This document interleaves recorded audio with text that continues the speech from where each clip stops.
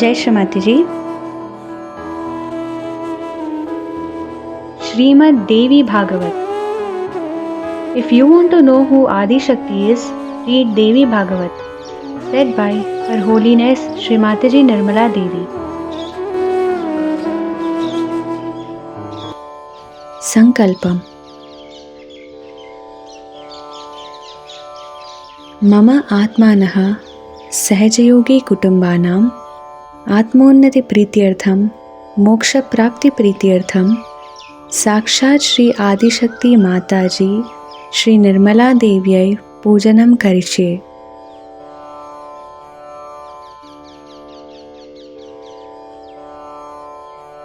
The holy recital of Srimad Devi Bhagavath.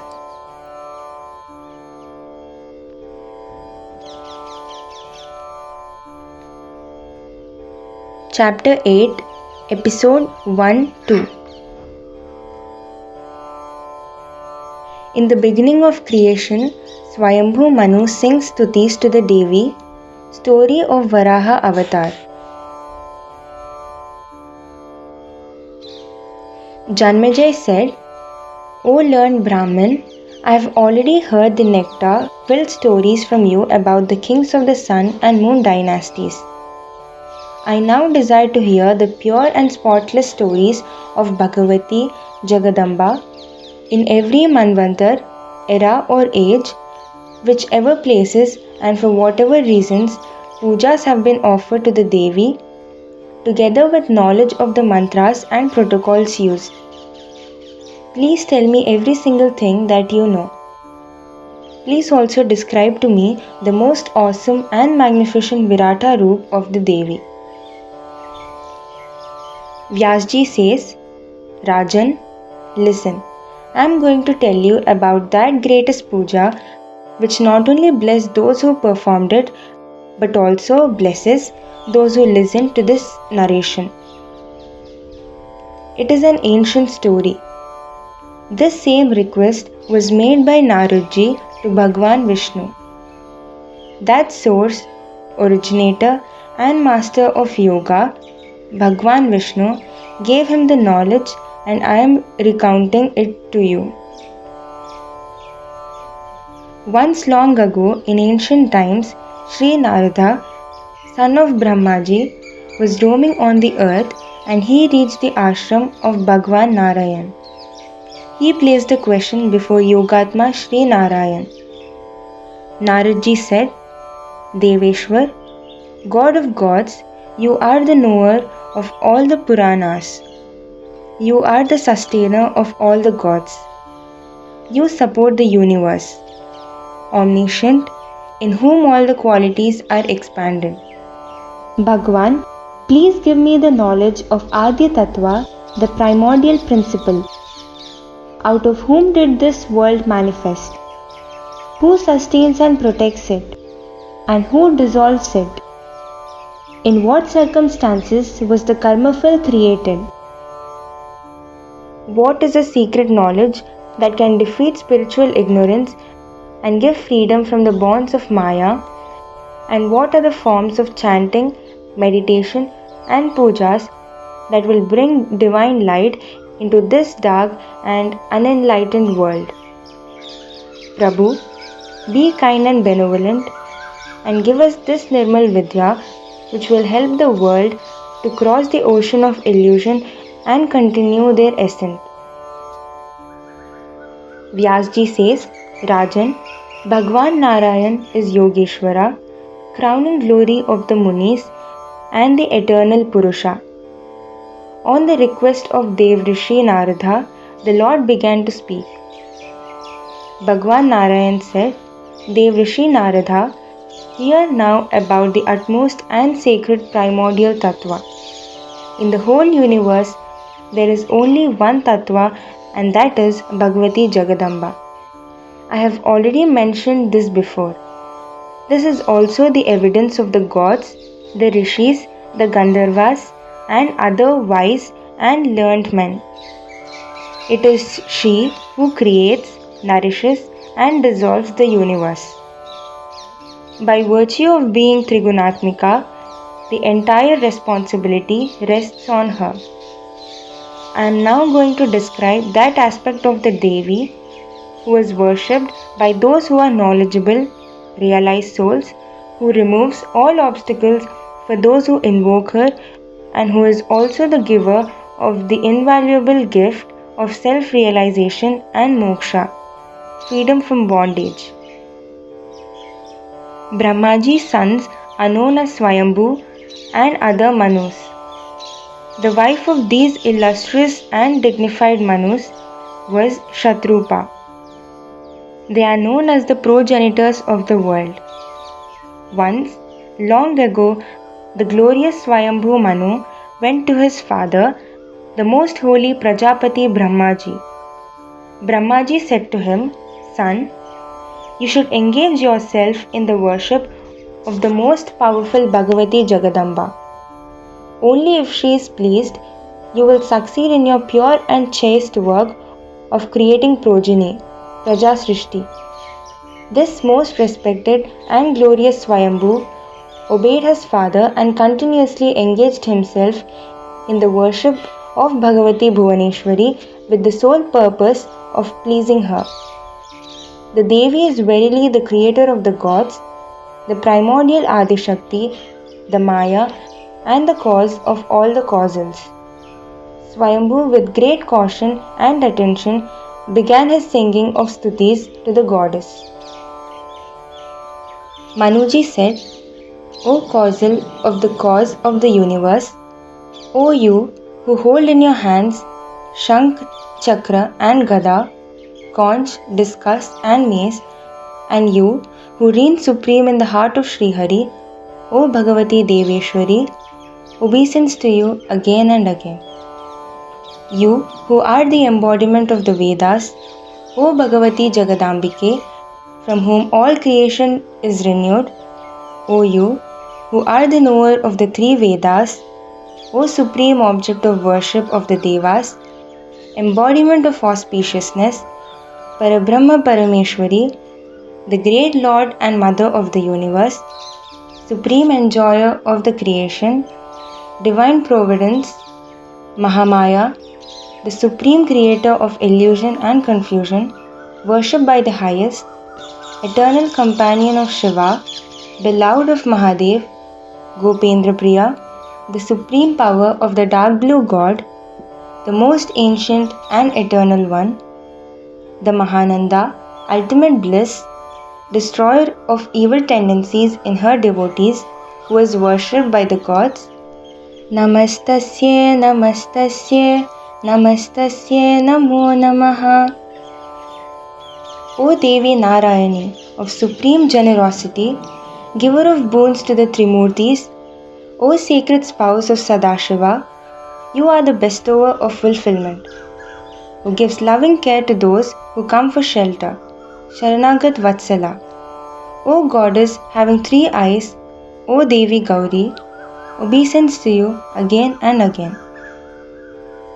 O Devi, on whose desire the whole creation was manifested, who pervades the world, who is the Param Chaitanya, who is alone, the unitary basis of the plurality of the universe, who has no beginning and no end, who is the source of all radiance and light, on whose beckoning Brahma creates universes, Vishnu protects and Rudra dissolves. That Devi to whom the god Brahma did stutis and prayed for protection from Madhu Kaitab. To that Devi Bhagavati Jagadamba, I offer my 1,000 pranams.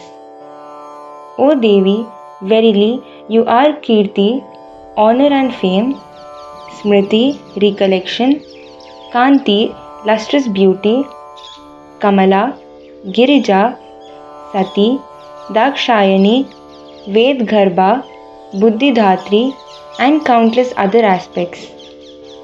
O Mother, I beg you to accept my stuti, puja, pranam, jap, dhyan, reflection, installing you in my heart, and listening to stories of your greatness and majesty. Kindly be pleased with me. O Devi, who assumes the sweetest and most pleasing forms, it is by your gracious benevolence that Brahma has become the treasure house of the Vedas. Sri Hari has become the Swami of Lakshmi, Indra has become Lord of Triloki, Varun has become the god of the waters, Kuber has become the divine treasurer, Yamraj the ruler of the dead, Nairith king of the demons, and Chandrama became an object of veneration. O Devi Jagadambike, obeisance to you again and again. Bhagwan Narayan says, Devrishi Narad, Brahmaputra Swayambhuv Manu worshipped the Devi in this way. She became pleased and spoke to Manu. Shri Devi said, Rajendra, Brahmaputra, whatever your desire, ask for that boon. I am extremely pleased with your stuti, bhakti and worship. Manu said, O most compassionate and benevolent Devi, if I have pleased you, please grant that the creation of humanity is accomplished without any obstacles or impediments. Shri Devi said, Rajendra, by the favor of my boon and blessings, your responsibility of creating humanity will be fulfilled without any hindrance or impediments and will continually grow. Whoever has bhakti and worships me with your stutis and puja will obtain knowledge, progeny, fame and honor. There should be no doubt in this.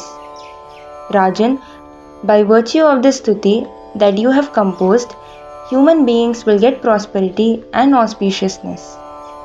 They will never lose their energy. They will be victorious over all obstacles. Bhagwan Narayan says, after giving this boon to the most intelligent and illustrious Brahmaputra Swayambhuv Manu, Devi Bhagavati Jagadamba removed herself from his side. After receiving this precious boon, Raja Swayambhu went to his father Brahmaji and said, Honored father, please give me some isolated and secluded place where I can go and start my work of creation.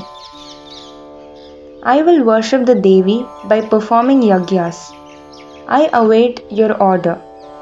Brahmaji was the lord of the creation, Prajapati, and also he was very powerful. Hearing his son Manu, he contemplated for a long time. He wondered, how can this work of creating progeny be successfully accomplished? Since long I have been creating this world, but the earth is not able to stabilize. The waters of the ocean keep drowning her. In this situation, only Adipurush Bhagwan can help me. Sri Narayan says, O great Tapasvi Narad, these thoughts were causing ripples in the mind of Brahma. All the Manus, all the Devas were on all four sides. O sinless Narada, just then there emerged from the front of his nose a tiny baby boar as small as a finger. Narad, in front of their eyes, he assumed a huge form. He became as big as an elephant. Padmayoni Brahma was seated and all the gods, Brahmins and Rishis were around him. He thought, which divine personality is this who has assumed the form of a boar and come out of my nostrils? This is most amazing. Just now he was the size of a finger, and before our very eyes he has become as huge as the king of the mountains. I am certain this is Bhagwan Sri Hari. The great creator Brahma was contemplating thus when suddenly the boar form of Sri Hari roared deeply. This sound sent waves of happiness through Brahma and all those present. All the directions vibrated with the sound. The announcement of Bhagwan Varaha is the rumbling, snorting sound. When the Tapasvis, Rishis, Brahmins and members of Satyalok heard it, they immediately began to chant stotras from the Rig, Sam and Yajur Vedas. Bhagwan Varaha was pleased and cast a benevolent glance at all those present. Then he entered the ocean. The waves caused by his entry sent fear into the heart of Samudra. He prayed, O Bhagwan, who removes the sorrows of all who take refuge in you, please protect me. The all-encompassing Sri Hari was himself the boar. Hearing the prayer of Samudra, he carefully avoided all the marine creatures and began to search the waters for Prithvi. He was using his snout to catch the smell of earth. Bhumi became aware of the presence of the Lord. At that time, Bhumi, who gave sustenance and protection to all living things, was herself hiding in the water. The boar incarnation of Devadidev Bhagwan Sri Hari lifted her with his tusks and placed her on the tips. It was a most beautiful sight, as if a tiny lotus was being supported by 8 elephants. Yagyesh, Yagyapurush, Deveshwar, Sri Hari emerged holding Prithvi on his snout. As soon as Manu and Devadidev Brahma got a glimpse, they began to sing Stutis.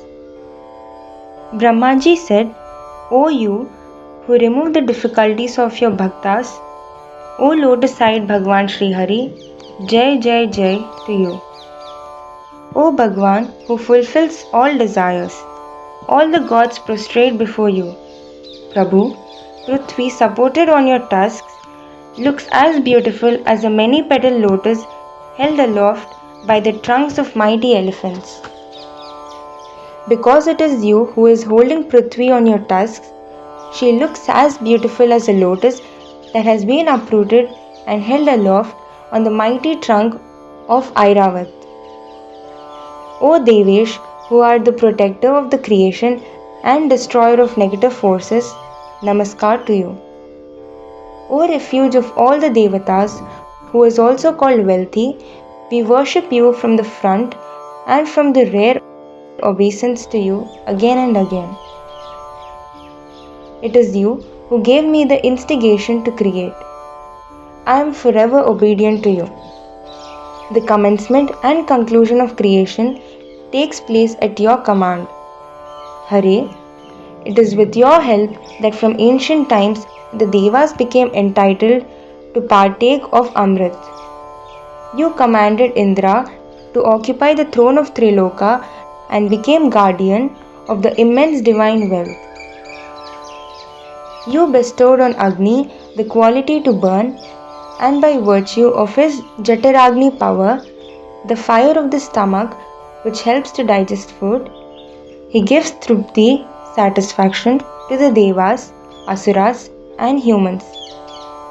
Dharmaraj, who is responsible for computing fruits of actions, who is the eternal witness of all actions and who is the presiding deity of ancestors, was also appointed by you.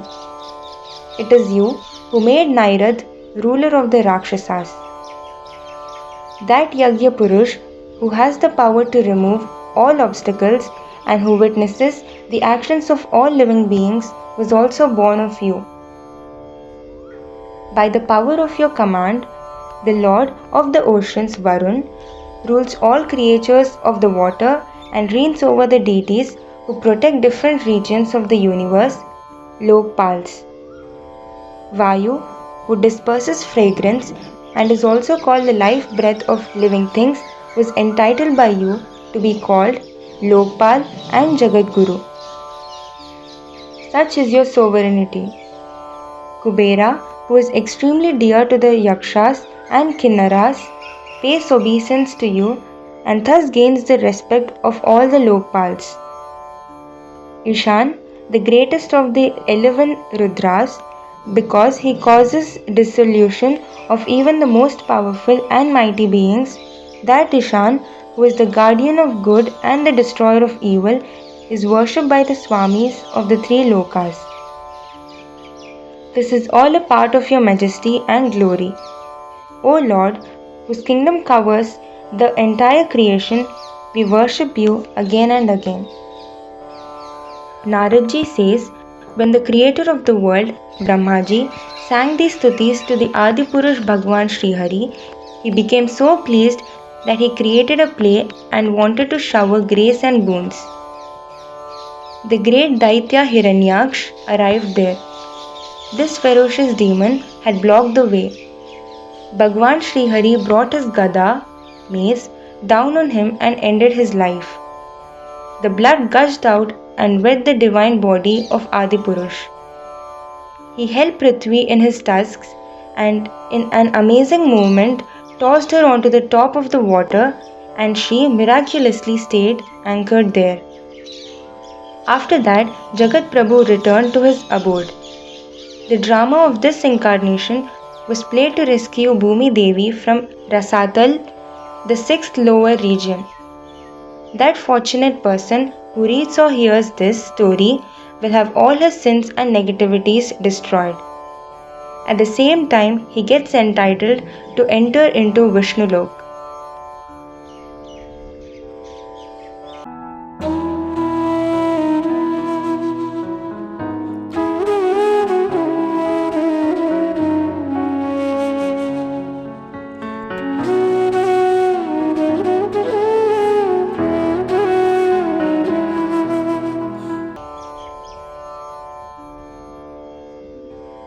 Chapter 8, Episodes 3 and 4.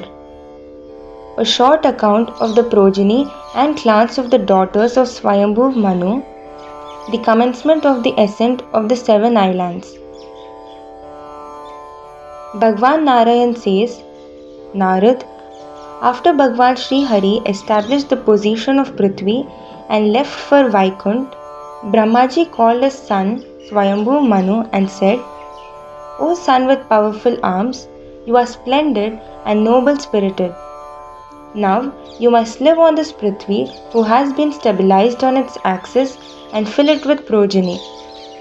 Vibho, first of all, in accordance with the divisions of time and space, you should collect the highest and medium quality ingredients and use them to perform yagyas to Param Purush. Follow the procedures and protocols of Dharam. It is also extremely important to establish Varnashram, different castes and aptitudes to which a person belongs. If you adhere to this program, there will be propagation, progress, and growth of descendants. You must produce sons of your caliber in qualities, honor, and luster. They should be wise, humble, of good conduct, virtuous, and of generous and benevolent disposition. Daughters should be carefully and cautiously given in marriage to virtuous and honorable men. Always keep Parampurush Bhagwan Sri Hari established in your heart. Worship him with full bhakti and protocols. In this way you will attain that highest place which is desired by all who practice yoga. Narad, Prajapati Brahmaji gave this advice to his son Swayambhuv Manu and engaged him in the great work of creating humanity. Then he returned to his abode. Son, create humanity. This order from his father took a sacred place in the heart of Swayambhuv Manu. He began his grand work. 2 great sons were produced, Priyavrat and Uttanpad. He also had 3 daughters, Akruti, Devhuti, and the one who made holy the earth was called Prasuti. Swayambhuv Manu gave these daughters in marriage, the eldest to Ruchi, the second to Kadamb, and the youngest to Daksh Prajapati. It is their descendants who inhabit the world. In the house of Ruchi and Akruti, the Lord Adipurush Bhagwan took birth as Yagya Purush.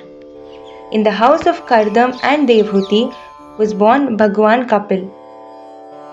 This great sage Kapil was the originator of Sankhya Shastra. The whole world knows him. In the house of Daksh and Prasuti, many girl children were born. These girls became the mothers of the Devas, humans and animals. Thus, it was during the era of Swayambhuv Manu that the Lord incarnated as Yagya Purush. With the help of all Devatas, he saved his father from the Rakshasas. The great yogi Bhagwan Kapil stayed in his ashram and imparted pure knowledge to his mother Devhuti. All other knowledge pales before Nirmal Vidya. He explained to her in great detail the secrets of meditation and self-realization. The Kapil Shastra removes all avidyas. After giving enlightenment to his mother, Bhagwan Kapil went and settled in the ashram of Pulaha Muni and continues to remain there. I offer pranams to that great Yogacharya Kapil, whose very name, when uttered with bhakti, grants Sankhya Yoga. Narad, I have just described to you the story of the clans who descended from the daughters of Swayambhuv Manu. This pure and holy story destroys the sins of the narrators and listeners. Now I will tell you about the holy descendants of the sons of Swayambhuv Manu. It will also include the description of the creation of the islands, the continents, and the oceans for the benefit of all living beings. Bhagwan Narayan says, Narad, the eldest son of Swayambhuv Manu, was Priyavrat. He was always in the service of his father. He was firmly established in truth. He was married to Bhadrashmati, the beautiful daughter of Prajapati Vishwakarma. They had 10 virtuous sons. The last child was a girl named Urjaswati. The 10 sons were named Agnigrah, Idmajiva, Yahyabahu, Mahavir, Rukmashukra, Dritaprisht, Savan, Medatiti, Agnihotra, and Kavi, and they were collectively called Agni. 3 of these sons, Kavi, Savan, and Mahavir, took to a life of asceticism. They became great scholars of Atma Vidya. They observed complete celibacy, that is Brahmacharyatvam. Completely free of worldly desires, they settled down in Paramahans ashram. Priyavrat had 3 more sons called Uttam, Tapas, and Raivat. They each ruled a different Manvantar era. Maharaj Priyavrat ruled over the whole world. He had conquered all his senses and ruled for a long time. Once during his reign, he noticed that when the sun shone on one half of the earth, the second half was in the darkness, and when it shone on the second half, the first half was in darkness. So he thought, during my reign, there should be no darkness anywhere in the world. I will do tapasya and get the power to change this. After this, Priyavrat mounted a splendid chariot which shone like the sun and did pradakshina around Prithvi 7 times, spreading light all around. While he was circumambulating the earth, great furrows were formed by the wheels of his chariot. These became benevolent for the world as they formed the 7 oceans. The land between the furrows became 7 islands, Dweep, and the waters of the newly formed oceans quickly surrounded them. From that time, the 7 islands became established on earth. They were called Jambu, Laksh, Shalmali, Kush, Kraunch, Shak, and Pushkar. The magnitude of the islands gradually doubles as one goes northward. The waters which surround the 7 islands are also demarcated into 7 oceans called Sharod, Ikshursod, Surod, Gritod, Shirod, Dadimandod, and Shudadod. From that time, these 7 oceans became famous. Maharaj Priyavrat installed his son Agnigraha as king of the first island, Jambudweep, which was surrounded by salty alkaline water. The second island, Plakshadweep, was surrounded by water as sweet as sugarcane juice. His son Idmajiva was made king of this island. The third island, Shalmali, was surrounded by strong intoxicating waters. Priyavrat made his son Yagyabahu as king of this island. Kushdweep was an island of pleasure and enjoyment. The sea was made of ghee. Priyavrat Nandan Hiranyareta became king of this island. The fifth is Crouch Dweep, which is surrounded by the ocean of milk. The powerful son Dhritprishth was appointed king. Shark Dweep is the most beautiful of all islands. The ocean Dadimandod, curdled milk surrounds it. Priyavrat's famous son Medhatithi ruled here. Pushkar Dweep is surrounded by an ocean of sweet water. On his father's command, Vitihotra ascended the throne of this island. Maharaj Priyavrat gave his daughter Urjaswati in marriage to Shukracharya. They had a daughter called Devyani. Everyone knows this. After installing all his sons as rulers, Priyavrat embraced the path of yoga and became a sannyasi.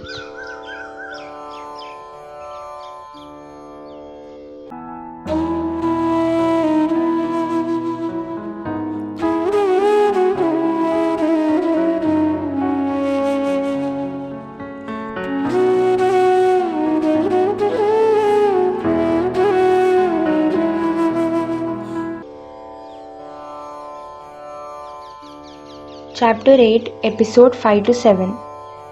Evolution and expansion of the Bhoomandal earth. Description of rivers formed out of the juice of fruits of mango, jambu, kadamb and banyan trees. Descent of the Ganga. Bhagwan Narayan says, Devrishi Narad, now listen how the islands were divided into continents. First, Jambu Dweep was created with the dimensions of 1 lakh yojans. 1 yojan is 16 miles. This vast island is so perfectly round, it resembles the seed of a lotus.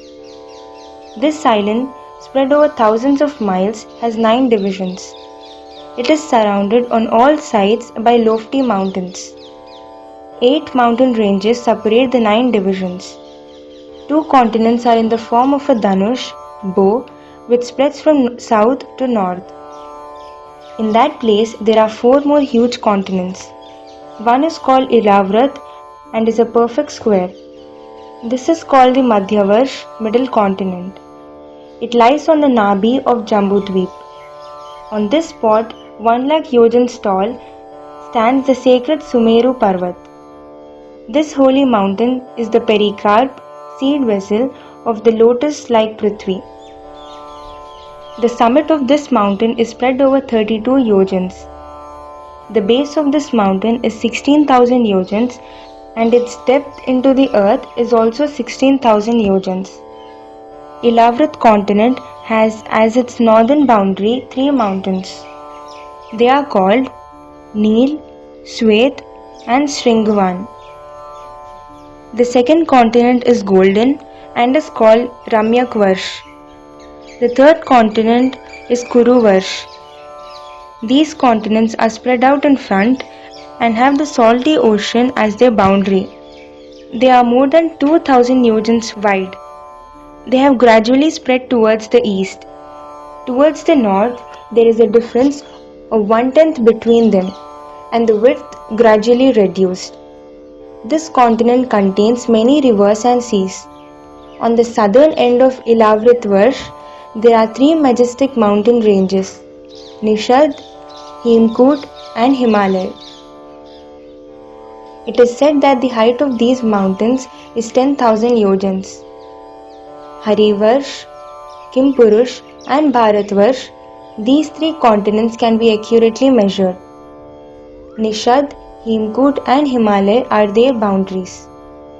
On the west of Illavrit is the mountain Malyavan. The east is decorated by the majestic Shriman Gandhamadhan mountain. These 2 mountains span 2,000 yojans between Nilgiri and Nishad Parvat. Ketumal and Bhadrashva continents are bound by Malyavan and Gandhamadhan mountains. The 4 mountains, Mandar, Meru Mandar, Suparshva and Kumud, are like 4 pillars or props of Mount Sumeru. They spread over 10,000 yojans.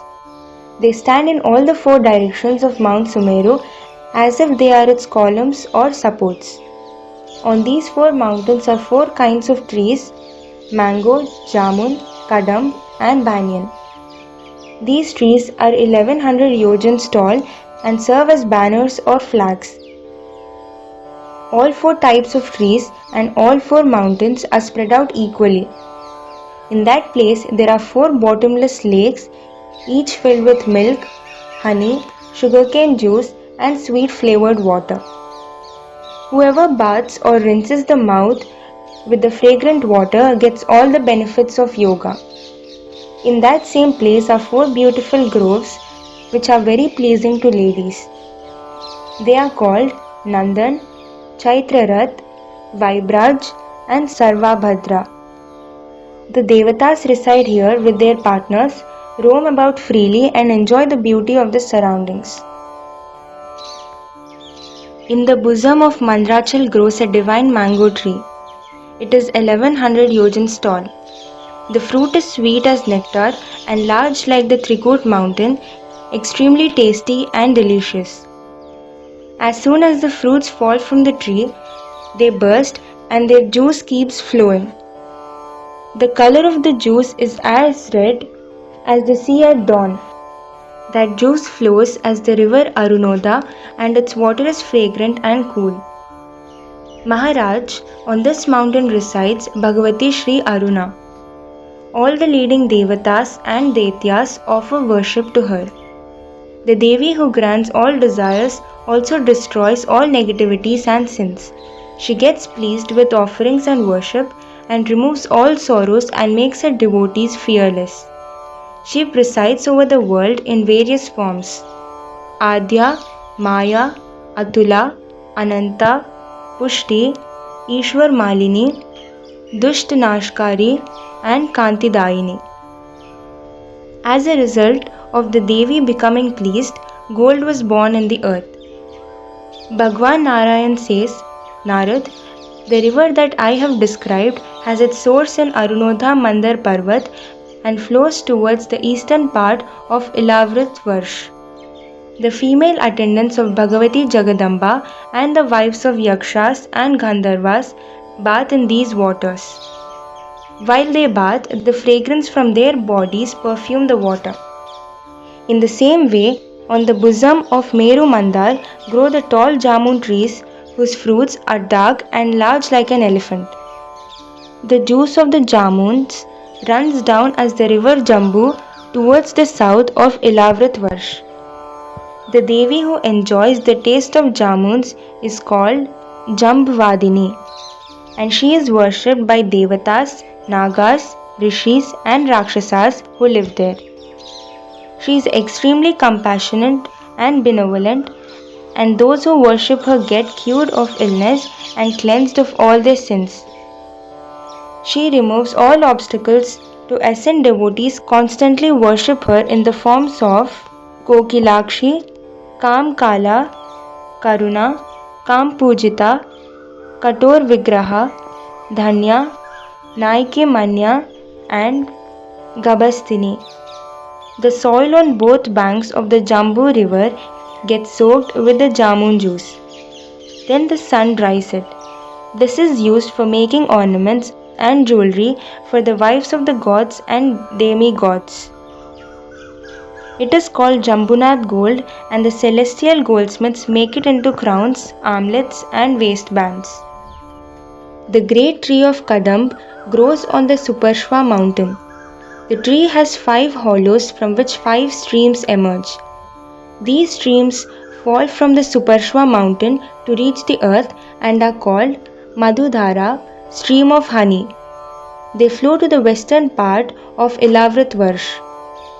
Mahadevi Dhareshwari presides here and is worshipped as Dev Pujya, Mahotsaha, Kalarupa, Mahanana, Karma Falada, Kantagrahaneshwari, Karaldeha, Kalangi and Kamkoti Pravarthini.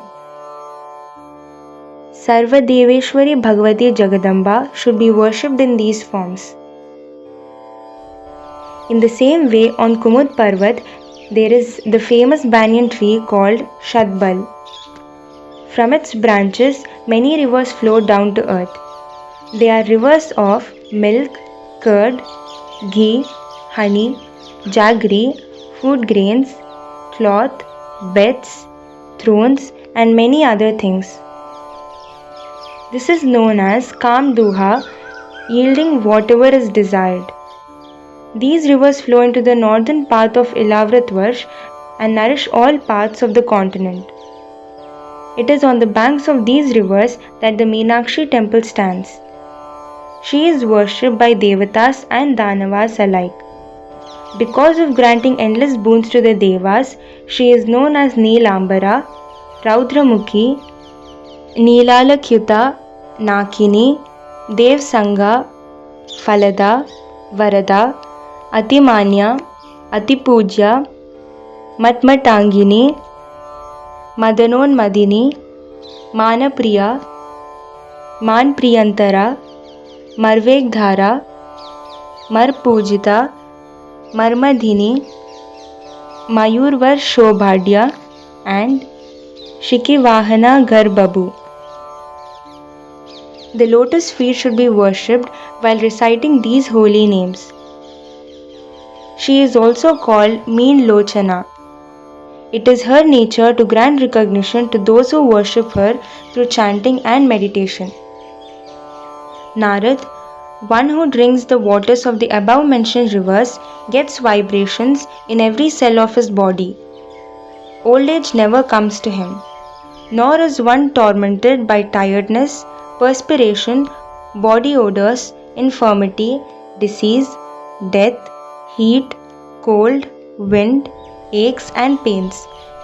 This water grants eternal life. Now I will tell you about the mountains which surround Mount Sumeru. Mount Sumeru is known as the Golden Mountain, and 20 mountains form a ring around it like an ornate earring.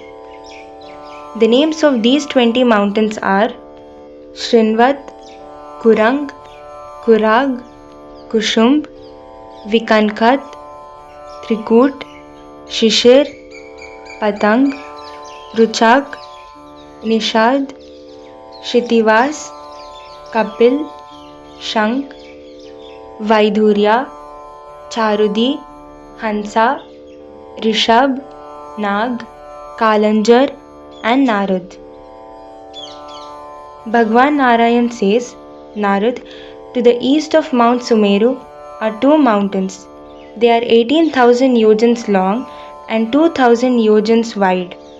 They are called Jatar and Devkot. Two mountains lie to the west.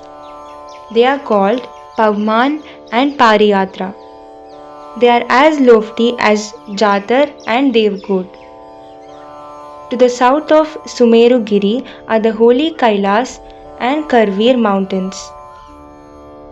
On the north are Trishang and Makar hills. These 8 famous mountains surround Mount Sumeru. Mount Sumeru is also known as Kanchan-giri. It keeps on shining like the sun. Padmayoni Brahmaji resides here. Exactly in the center of the mountain is the Dham of Brahmaji. The length is 10,000 yojans. This region is golden and has 4 equal sides. Great souls and wise scholars say that keeping this dham as the central point, the 8 Lokpals established their 8 stations. These are also made of gold. They are all settled according to the directions that they protect and govern. They each measure 2,500 yojans. They are called Manovati, Amaravati, Tejovati, Sayamani, Krishnangana, Shraddhavati, Gandhavati, Mahodaya and Yashovati. Brahma, Indra, Agni and Yama live here along with other gods. Bhagwan Vishnu incarnated as Vaman avatar during the sacrifice conducted by King Bali. The toe of his left foot created a hole in Brahmand, the universe. From the exact center manifested Ganga. She came and halted on the peak of heaven. She has the capacity to cleanse sin and impurities. In the whole universe, she is known as Sakshat Bhagavat Padi, flowing from the footsteps of the Devi. She is the queen of all the rivers. After 1000 yugas, she arrived at the crown of heaven, which in the three worlds is known as the footstool of Vishnu. Here resides the most holy and illustrious, the most constant Dhruv, son of sage Uttanpad. It is his nature to retain and contain the precious pollen from the lotus feet of Sri Hari. Even now, Raj Rishi Dhruv is fixed in his position. Here also dwell the Sapta Rishis, group of 7 principal sages. They have experienced the effect of Ganga. They are always concerned about the benevolence of the whole world. So they keep performing pradakshina around Ganga. They know that she is the embodiment of compassion and generosity. And with matted hair and braided locks, Jatajut, they bathe daily in the waters of Ganga. After leaving Vaikunth, Ganga took innumerable celestial vahanas and reached Chandramandal. From there, she came to Brahmalok. She divided into 4 branches and flowed in 4 different directions and finally reached the sea. The 4 names of Ganga are Sita, Alaknanda, Chakshush and Bhadra. Sita, the Ganga who destroys all sins, came down from Brahmand onto the crown of Mount Kesar. Then she fell on the crown of the Gandhamadhan mountain. Then she flowed towards the east and entered the continent of Bhadrashva Varsh.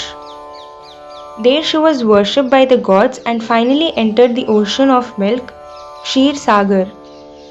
The second branch of Ganga, called Shakshush, flowed out of the crown of the Malyavan mountain. Flowing with great speed, she entered the continent Ketumalvarsh and flowed westwards. Later, she flowed into the sea. Narad, the third branch of Ganga, is the auspicious Alaknanda. This holy river flowed through the southern parts of Brahmand and reached the crown of the noble mountain Hemkut. On her way, she watched many forests and mountains and with great speed entered Bharatvarsh continent. This third branch of Ganga, Alaknanda, entered the ocean in the south. The fourth branch flowed out of Shringwan mountain. She was called Bhadra.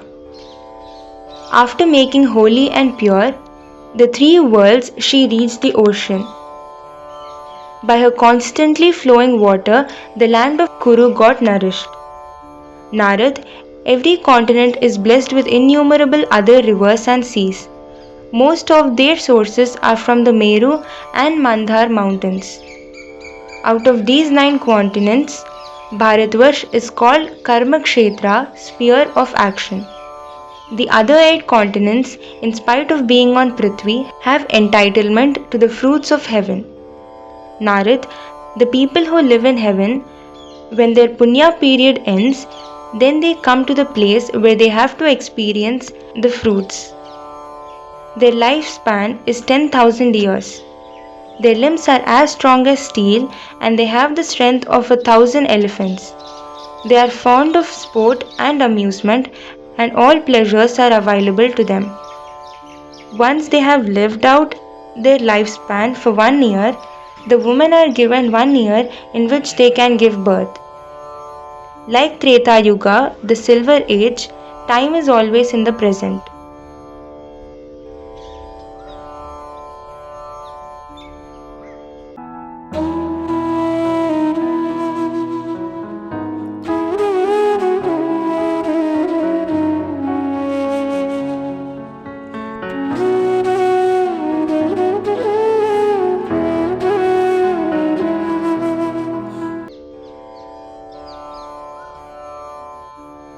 Chapter 8, Episodes 8 and 9. Bhagwan Vishnu is worshipped with Stutis in various continents by Bhagwan Shankar in Illavritvarsh, by Bhadrashrava in Varsh, by Prahlad in Harivarsh, by Shri Lakshmi in Ketumalvarsh, and by Manuji in Ramyakvarsh. Shri Narada says in Jambu there are 9 continents including Illavrit. In all these continents, Brahma and other gods have their residence. All these gods are constantly engaged in worship by meditation and chanting of stotras of Shri Devi. In these continents, there are rows and rows of forests, and in all seasons they produce fragrant flowers, fruits, and dense foliage. In those continents, there are innumerable forests, mountains, and valleys. The deep caves are always filled with clear, sweet water. For the benevolence of all the 9 continents and all the lokas, Adipurush Bhagwan Narayan presides there and performs worship to Bhagavati Shri Devi. He is to be worshipped by all. For this specific purpose, he has manifested as Swayambhus. In the Illavritvarsh continent, Bhagwan Sri Hari is manifesting in the form of Rudra. He was produced from the eye of Brahma. His beloved Shakti resides with him. No male can enter those premises. If any male does stray in, by the curse of Bhavani, he gets turned into a female. Only ladies who are in attendance on Bhavani reside there. Surrounded by these ladies, Bhagwan Rudra worships Mahabhag Sankarshan. This Sankarshan is said to be the 4th Swayambhu of the tamasic nature of Bhagwan Sri Hari. It is solely for the benevolence of all living things that Rudra worships Sankarshan. The worshipper Rudradev is unborn. His attention is always at peace and rest. Bhagwan Shankar says, Om Namo Bhagavate Mahapurushaya Sarva Guna Sankhya Nayananta Yavyaktaya Namaha. He in whom all qualities are manifesting, He who is eternal, and He who is Omkar Swarup, to that Parampurush Shri Bhagwan I offer Namaskar. O Prabhu, who is pleased by the chanting of bhajans, your lotus feet forever grant refuge to your devotees. You are supreme, majestic, and omnipotent, and the container of divine faculties. You manifest before your devotees your Shiva aspects, Bhut Bhavan Swarup, and release them from worldly bondage. But those who do not worship you, you put them into bondage. You are verily Sarveshwar, God of all. I chant your bhajans. Prabhu, we cannot conquer anger, and instantly our attention gets caught in sinful thoughts. But you, in your role of governing the universe, watch all activities and interactions as a detached witness. You never get affected by the illusions and delusions of the world, nor does your attention get influenced. According to the Ved mantras, you are the causal of the creation, protection, and dissolution of the universe.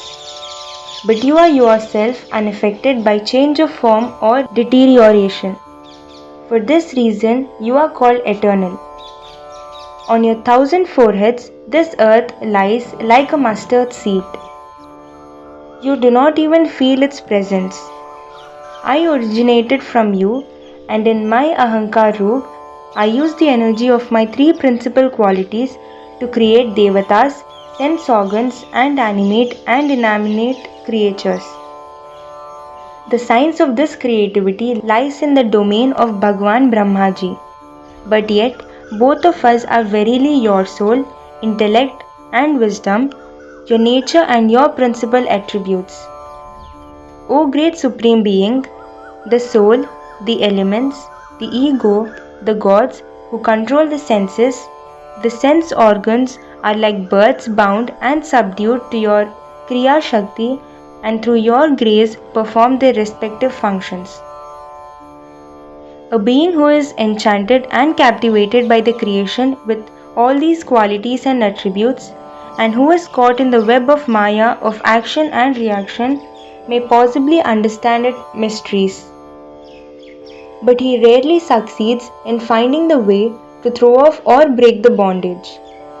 The birth and dissolution of this creation is also your manifestation. To all these manifestations, I offer obeisance again and again. Shri Narayan says, Narad, this is the way in which the great god Rudra offered worship to Bhagwan Shankar in the continent Illavritvarsh. In the same way, in the continent Bhadrashva, Dharamputra Bhadrashrava and his principal attendants worship Bhagwan Vasudev in his famous form of Haigreve by performing austerities and singing Stutis. Bhadrashrava and his attendants said, Om Namo Bhagavate Dharmayatma Vishodhanaya Namaha. Namaskars to that Omkara Swarup Bhagwan Dharam who purifies the attention. The divine play of God is most wonderful and amazing. You cause the situation where the being sees the all-destroying Kal but does not recognize it, and who pursues worthless dreams and gets ensnared in adharmic acts. Who does not recognize the transient world and even after lighting the funeral pyres of his son and grandfather, still harbors a wish of immortality.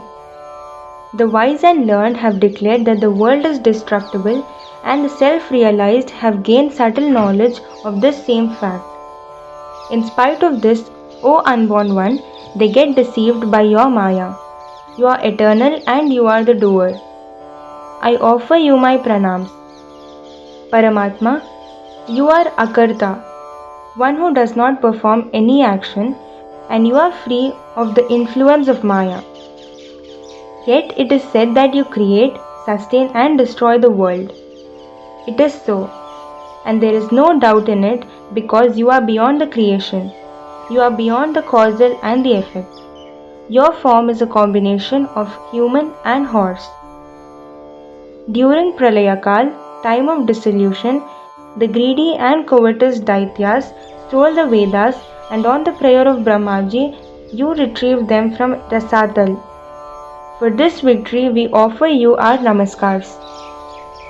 By singing these praises to Bhagwan Haigreve Mahatma, Bhadrashravas enumerated the great qualities of Bhagwan Sri Hari. He who reads or listens to this holy story not only gets rid of the scaly web of Maya, but also gets a place in Nirmal Dham of the Devi. Shri Narayan says, Narad, in the continent of Harivarsh, Bhagwan Narasimha presides. It is his nature to destroy sin. He is forever benevolent to his bhaktas. The great devotee of God, Prahlad, had achieved in his heart the state of Ananya Bhakti. He is fully cognizant of all the attributes of his Lord. After having a darshan of Param Yogi Bhagwan Narasimha, the king of the Dhanavas, Prahladji, sings the praises of the Lord. Prahlad says, Om Namo Bhagavate Narasimhaya Namastejas Tejase Avir Avir Bhav Vajra Dhanshra Karma Shayan Randhaya Tamugras Om Swaha Abhayam Mamatmani Bhuyashtaha Om Shkarum. My Namaskar. You are more effulgent than the effulgence of fire. Namaskar to you. Hail Vajranag, sharp, steely claws. Hail Vajradhanshra, long, sharp teeth. Please manifest before me. Please burn away all my negativities. Please burn away all my negativities. Please remove my avidyas, darkness of spiritual ignorance. Om Swaha. Please come into my attention, into my consciousness, in your benevolent form of Abhaydan, where you assure protection to those who come to your lotus feet. Om Shkarum, Prabhu, may the entire world become prosperous and auspicious. May righteous thoughts get awakened in the minds of the evildoers. May all living beings have mutual respect and understanding towards each other. May they always be concerned about the benevolence of others. May we always walk in the path of Dharma and free from all desires enter into complete union with Bhagwan Sri Hari. Nath, may we have complete detachment from the bondages of house, wife, children, wealth and friends and relations. If at all there is attachment, let it be to God. Those who are under the dictates of their bodily requirements and comforts, the sooner they get this pure knowledge, the sooner they will be freed from the desires of the sense organs. Then those Bhagavad Bhaks get the privilege and opportunity of listening to divine stories which are equal to a pilgrimage.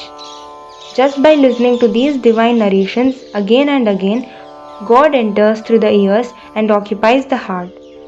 Then the Bhakta gets cleansed of all his impurities of body and soul. Who will not desire to be a part of this collective Sangha of Bhagavad Bhaktas? The person who has complete bhakti in God without ulterior motives, then in his heart reside all the gods with all their qualities and attributes. Those who do not acknowledge and worship God have absolutely no source from which they can get divine blessings, Nirmal Vidya or heavenly attributes. Their mind is always agitated with doubts, problems and stress. Just like a fish loves water because it supports and sustains it, so also Sakshat Sri Hari is dear to all living beings.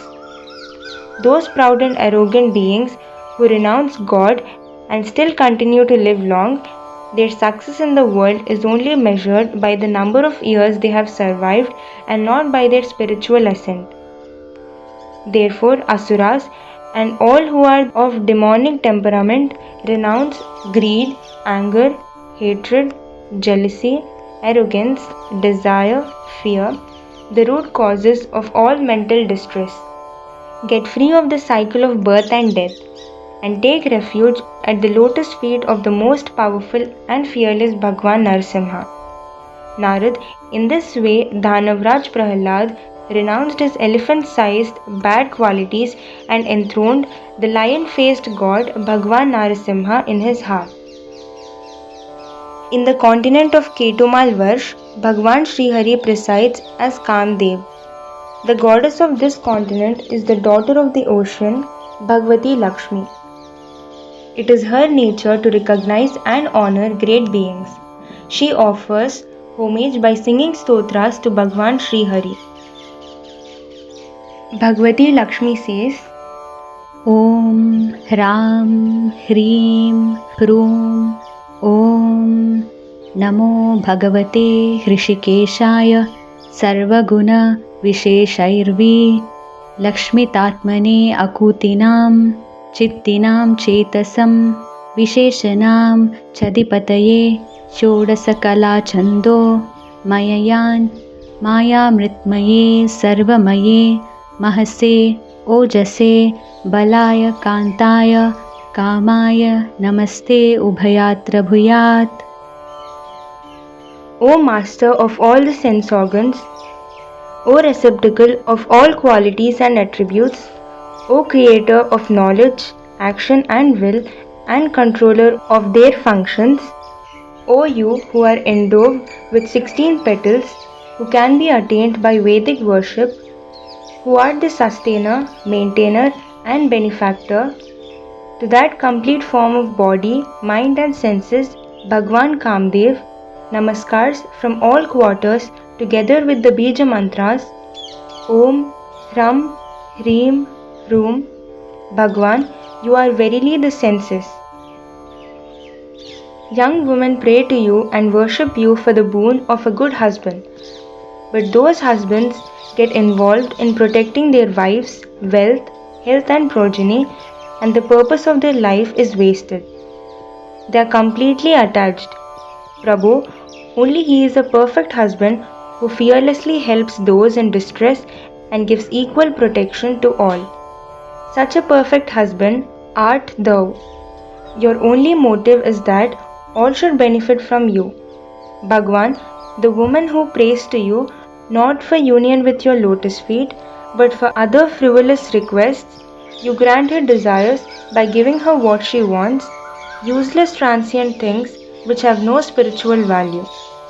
Ultimately, she feels remorse. O unconquerable and undefeatable Lord, in order to attain me, all the gods, including Brahma and Rudra, perform severe penance.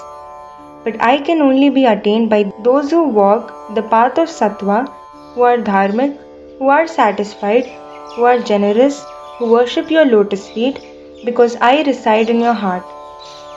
O eternal and imperishable one, your bhaktas carry your lotus feet on their forehead as an ornament. You already bear me on your heart, and it appears like a blemish. You are self-contained and all-encompassing. You can comprehend your divine play of Maya. Narad, in this way, in the continent of Ketumalvarsh, Lakshmiji worshipped Kamdev, manifestation of benefactor or the universe, Bhagwan Shri Hari. Prajapati and other authorized gods also worship the Lord in this continent. In the continent of Ramyakvarsh, Bhagwan Shri Hari presides in his manifestation of Matsya. This is a most adorable and venerable form for the Devas to worship. Manuji is in constant state of worship in this place. Manuji says, Om Namo Mukhyatme Namaha Sattve Pranayotse Bale Mahatmatsye Namaha. O you who bestows truth, primordial being, O giver of energy to body, mind and senses, O you who gives meaning to Omkara, to the greatest God Bhagwan Mahamatsya, I offer pranams again and again. O Lord, provider of instigation in all beings, you preside within and without all living beings and manifest as life. All the gods keep their vision constantly on you. You are Ishwar, the great Purusha on whose commands the entire universe moves. It is possible that all the Lokpals are envious of you. This is what made them decide to get out of your protection and become the guardians of man, animal and reptile kingdoms. But they completely failed and could not accomplish the job. O unborn one, at the time of Pralay, dissolution, the ocean was majestic with huge tides and waves. You rescued Bhumi Devi, who provides space for herbs and medicinal plants to grow, and also me, and played with us in the ocean. O Lord, who are the embodiment of all life forms, to you, O Bhagwan Matsya, obeisance to you again and again. In this way, the great King Manu worshipped Bhagwan Shri Hari, who incarnated as a fish. Manu is considered one of the foremost knowers of the Bhagavath. By his yogic practices, he had destroyed all the sins. Full of bhakti and constantly worshipping the Lord, he reigns in the continent of Ramyakvarsh.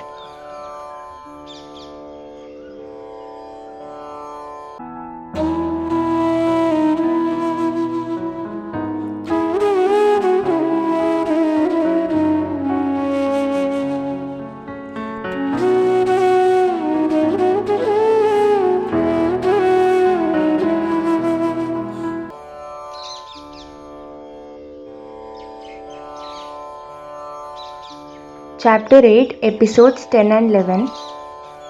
Worship of the various avatars of Bhagwan Vishnu. Aryama worships the Kacchap roop in Harivarsh. Prithvidev worships Varaha roop in Uttarkuruvarsh. Shri Hanuman worships Shri Ramachandra in Kumbhpurushvarsh. And Shri Narada worships Narayan roop in Bharatvarsh.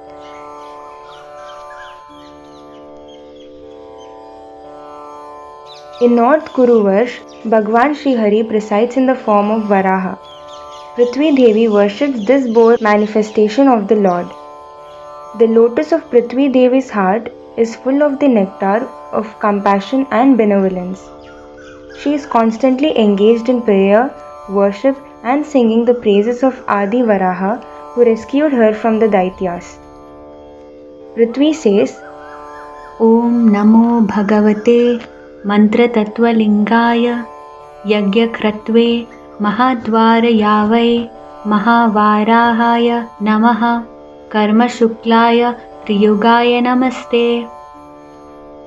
He whose nature can be understood through mantras, who is Yajna Swarup, the Mahayajna is his form, whose every action is pure, to that embodiment, Triyuga Murti of the three yugas, Satya, Treta and Dwapar, Omkar Swarup Bhagwan Varaha, I offer namaskars again and again. To manifest the fire which is latent in the wood, one has to rub it against another wood. Similarly, to get your darshan, learned and holy men churn away all their negativities by austerity of attention. The one who then manifests to that one, to you, O Bhagwan Shri Hari, namaskars again and again.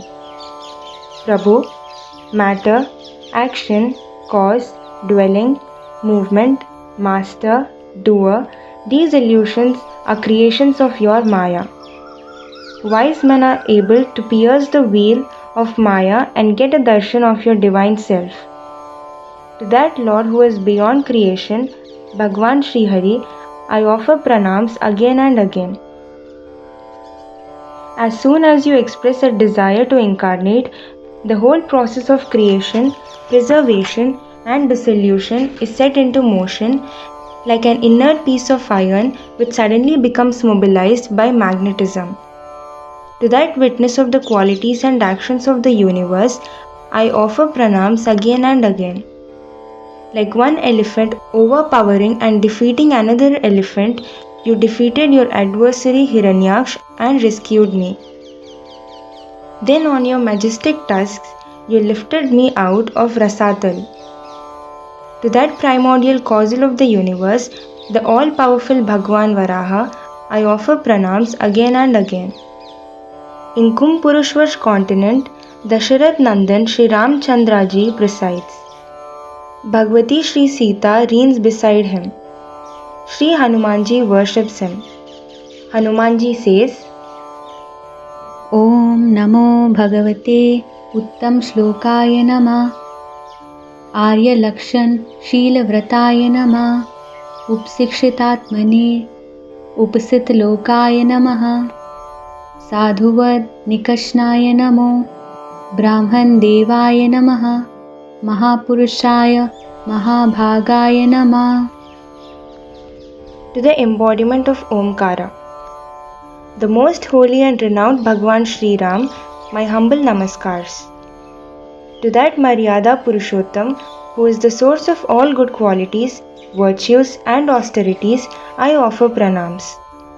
To that Lord of pure attention, Lord Rama, who is worshipped by all, I offer my pranams. To that Lord Rama, who came to demonstrate a life of pity and simplicity, I offer pranams. Worshipper of Brahmins and most auspicious Lord Rama, pranams to you again and again. Who exists in the consciousness of all living beings in the pure and unadulterated form, by whose effulgence all attributes are enlightened, who dwells in a mind which is pure and undisturbed, who is not attached to name or form, who is devoid of ego, I surrender at his lotus feet. Bhagwan, you incarnate not only to destroy the negative forces, but to also show by example to the world that joys and sorrows come and go, but one must remain constant and untouched. Otherwise, why should you have suffered the pangs of separation from your Shakti Shri Sita? O most honorable elder brother of Lakshmanji, verily you are not impressed by high birth, beauty, expertise in conversation, wisdom and time of birth. Prabhu, you are the Atma and the greatest friend of realized souls. Even though you are concerned about the three worlds, you are completely detached from their qualities. You are beyond emotions like sorrow when you are separated from Sita or loss of Lakshman. That is not your nature, but still, just to teach the world the lesson of love, you played the drama. Bhagwan, the Devatas, Danavas, Manavs and Vanars, monkeys, no matter what they should all worship the human form that you, Sri Hari, have assumed as Sri Rama and sing your bhajans. Even a small expression of love is appreciated by you. Your heart is filled with such boundless love and compassion that when you left for your sacred abode, you took all the inhabitants of northern Kosil with you. Sri Narayan says, Narad, in this manner, in the continent of Ketumalvarsh, the lotus-eyed Lord, Bhagwan Sri Hari, is worshipped by Kapivar Hanuman. The fortunate man who hears the story of Bhagwan Sri Ram gets all his sins washed away and becomes entitled to a place in the sacred dham of Sri Ram. Sri Narayan says, Narad, in this Bharatvarsh I preside as Adi Purush and your constant state of worship. Naradji says, Om Namo Bhagavate Upsham Shilayo Parthanathamyaye Namo Kinchana Vithaya Rishi Rishabhaya Naranarayanaya Paramahamsa Param Guruve Atmaram Adhipataye Namo Namaha. He who is Shant Swabhav, embodiment of peace, who is devoid of Ahankar, who is the wealth of the moneyless, foremost among rishis, Guru of ascetics of the highest order, and Ishwar of those who have knowledge of the Supreme Spirit, to that Omkar Swarup Bhagwan Narayan, I offer pranams again and again. He who is the doer at the time of creation but does not get caught in the web of vanity and conceit, he who lives in a body but does not get enslaved to its requirements like hunger and thirst, he who sees everything but whose vision is not adulterated by the sights and displays, to that detached, pure witness, Bhagwan Narayan, I offer pranams again and again. O most supreme yogi, Hiranyagarbha Brahmaji has pronounced that when life is about to end, one must surrender the ego and put complete attention on your sacred, attributeless Brahm form. Bhagwan, in the same way that a worldly man desires all the pleasures of this world and the next, and dies worrying about wife, children and possessions, so also if a wise man is in constant fear of death, all his accumulation of knowledge is a wasted exertion. Therefore, O Master of senses, give me all those devotees of yours who are only engrossed in the spirit, so that in their company I can get rid of the Maya-created attachments and ego. Thus prayed the most wise and knowledgeable sage Narada. He worships me in my limitless, immeasurable, unable to be proved form. O Devrishi, I am now going to describe to you all the rivers and mountains contained in Bharatvarsh. Bring your attention to single point and listen carefully. Malay, Mangalprasth, Mainak, Trikut, Rishab, Kutak, Kol, Sahya, Devgiri, Rishyamukh, Shrishal, Vyankat, Adri, Mahendra, Varidhar, Vindhya, Muktiman, Raksh, Pariyatra, Drone, Chitrakoot, Govardhan, Raivtak, Kukub, Neel, Gaurmukh, Indrakil and Kamgiri are the main mountains.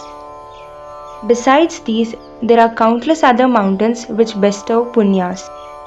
From these mountains, thousands of rivers take birth which provide water for drinking, bathing, irrigation, performing of rites and washing away of sins.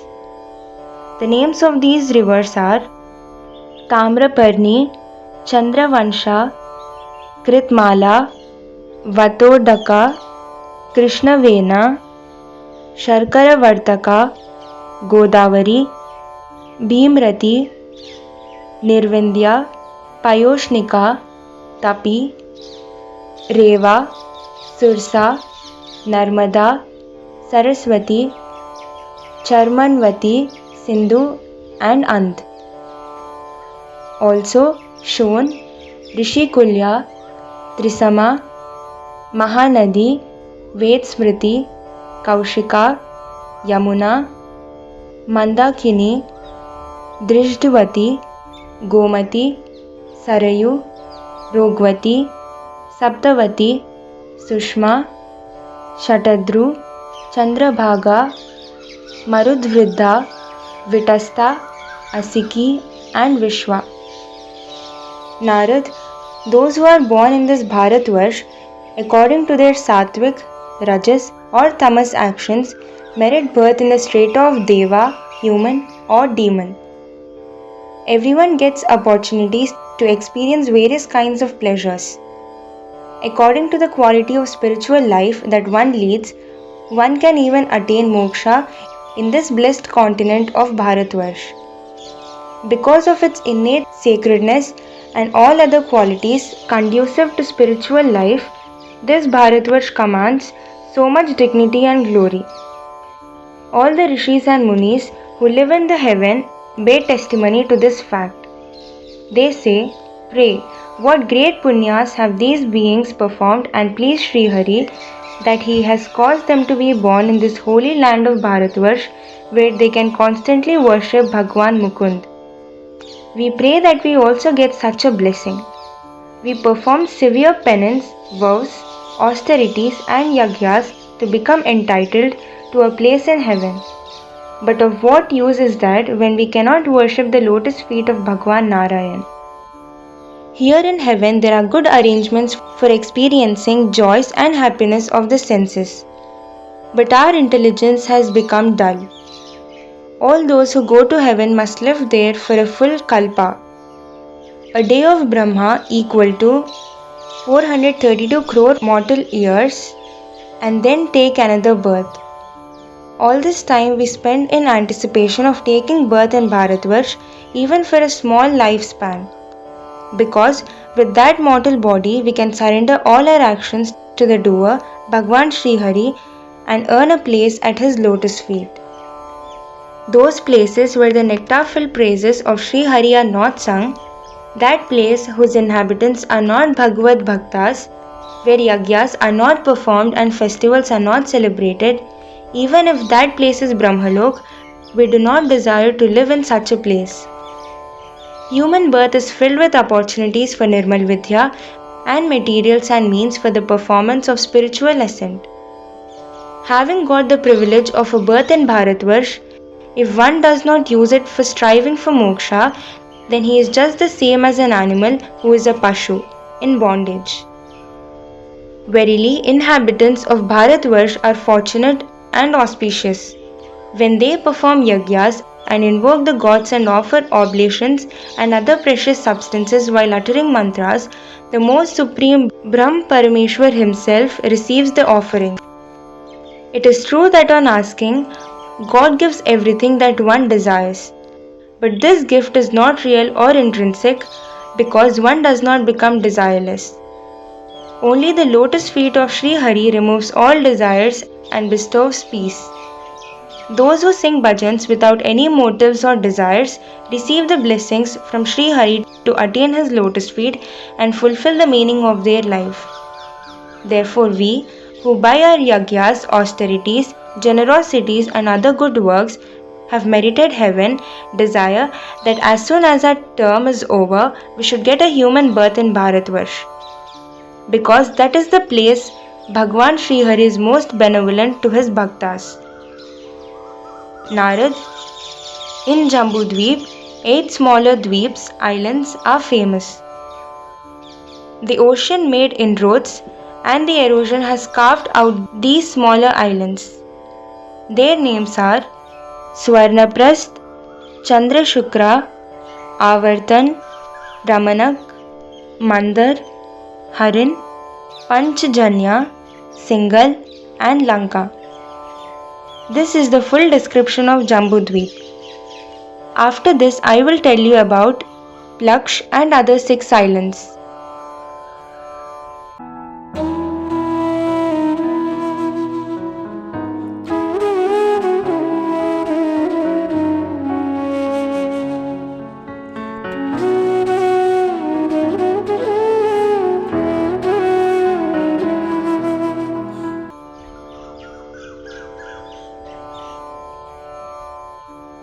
Chapter 8, Episodes 12 and 13.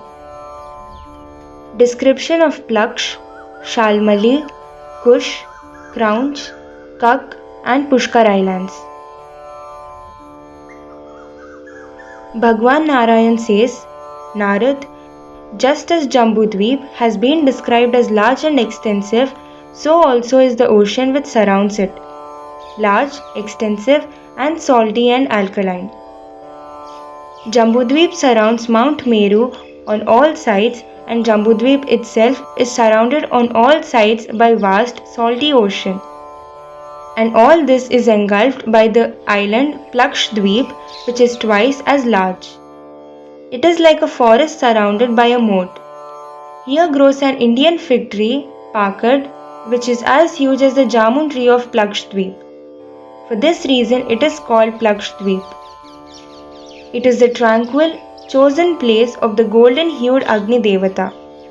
This Agni Dev with 7 tongues is the son of Maharaj Priyavrat.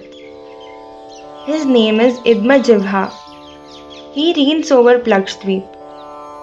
Raja Priyavrat divided his island into 7 divisions and gave it to his 7 sons, and himself retired into the company of realized yogis. He finally got his God realization.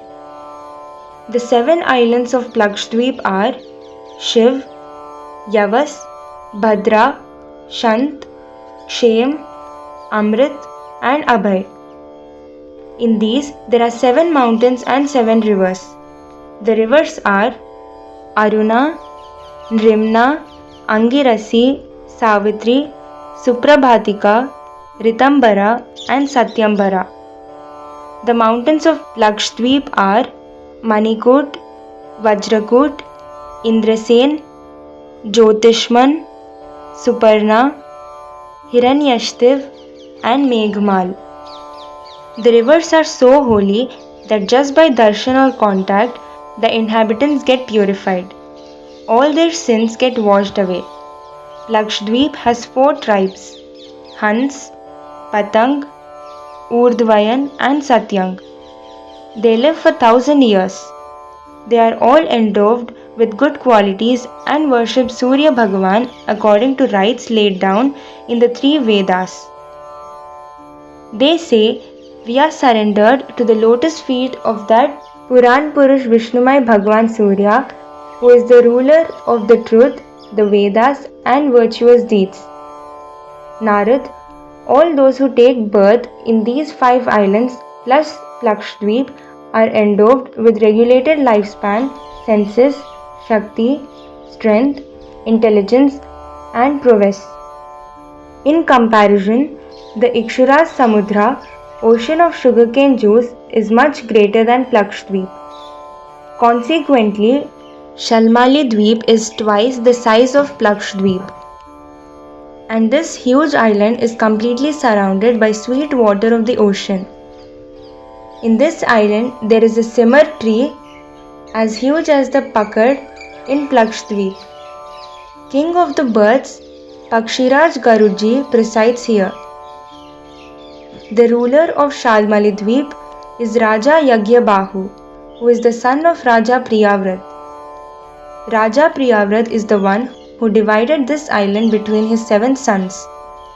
The names of the 7 divisions are Surochan, Saumanasya, Ramanak, Devvarshak, Paribhadra, Aspyayan and Vigyan.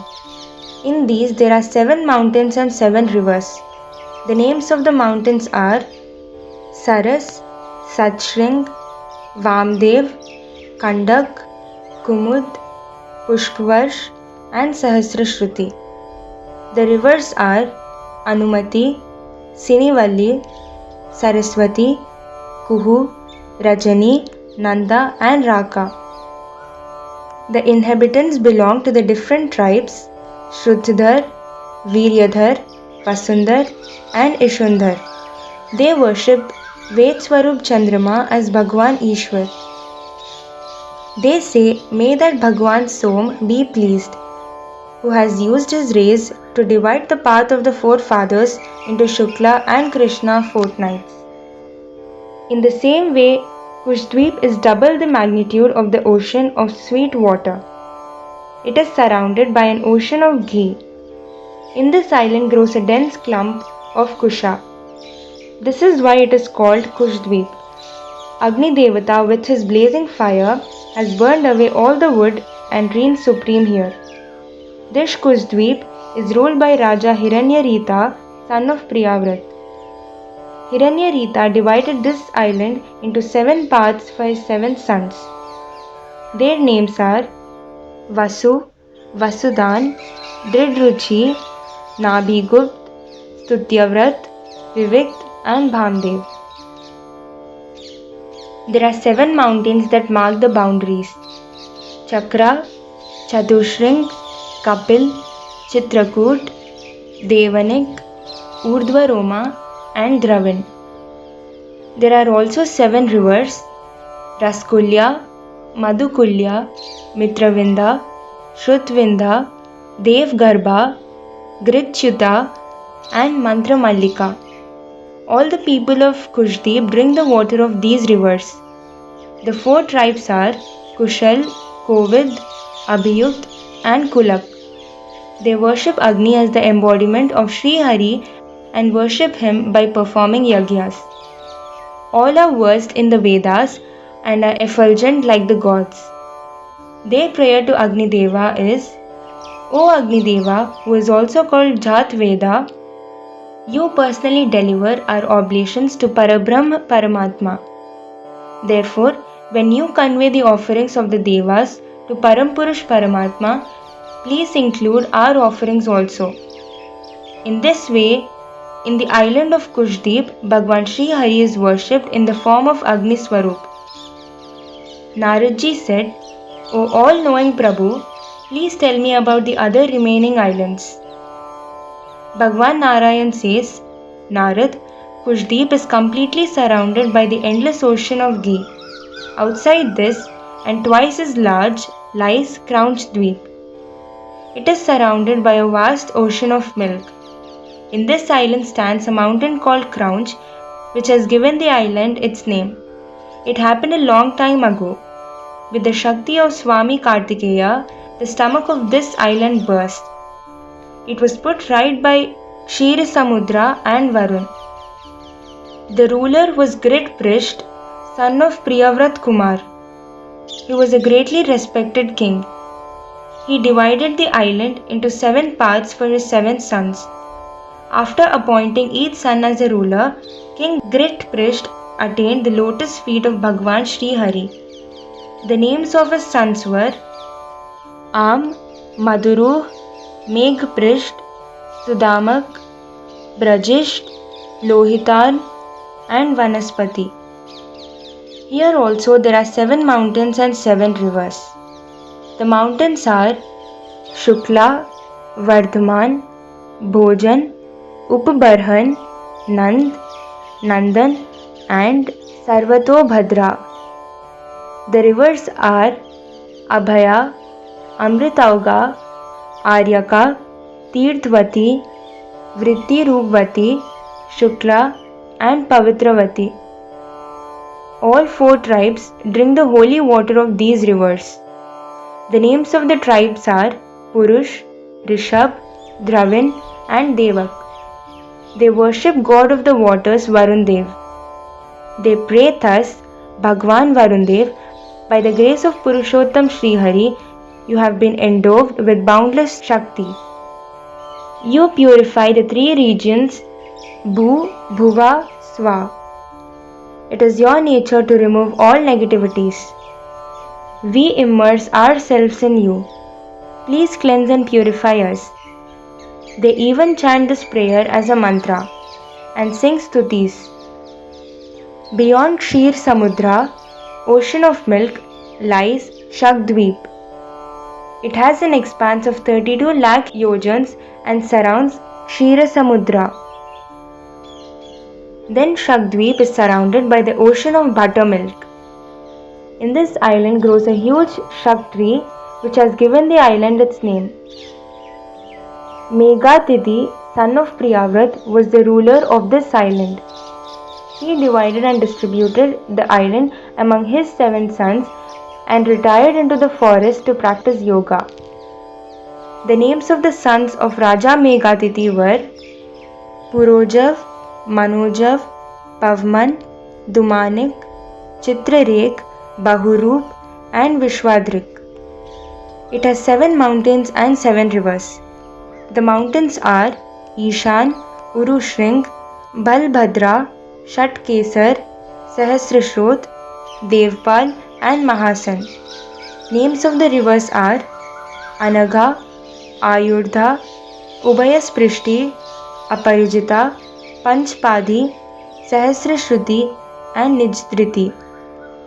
The natives are divided into 4 tribes: Satyavrat, Kratuvrat, Danvrat, and Anuvrat. They perform pranayam and worship Bhagwan Vasudev. They sing Stutis in this way: O God who resides within all beings and sustains and nourishes and who rules the entire universe, we pray to you. O Antaryami Bhagwan, existing within to protect us. Narad, beyond the ocean of buttermilk, is the expansive Pushkar Dweep. It is double the size of Shagdweep. It is surrounded by an ocean of sweet water. In this island there is a brilliant and resplendent lotus. From its countless petals radiates so much brightness and splendor that it seems to be on fire. 1 lakh golden leaves add to its glorious beauty. At the beginning of the creation, the sole doer, Sri Hari, created this lotus for the most auspicious Brahmaji as his abode. In Pushkar Dweep, this is the only mountain in this island and it separates the east from the west. It is 10,000 yojans in height and girth. In its 4 directions are 4 cities and Indra and other Lokpals live here. The sun rises from here and perambulates Sumerugiri mountain. The wheel of Surya's chariot symbolizes 1 year. It follows the path of Devyan and Pitrayan, aerial chariots of the gods and the ancestors. Vitihotra, son of Priyavrat, ruled here. He divided the island into 2 for his 2 sons, Raman and Dhataki. Vitihotra renounced his worldly life and became a devotee of Bhagwan Sri Hari. The people worship Brahmaji as Sakshat Parabrahma Parameshwar. They sing, we worship that form of Sri Brahma which is one, which is peace, and which there is no other.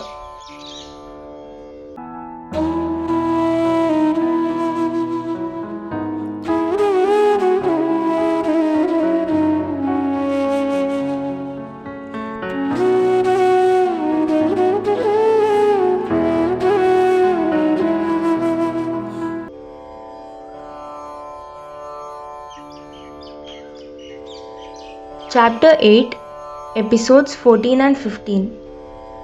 Placement of Lokalok Parvat and description of the movement of the sun.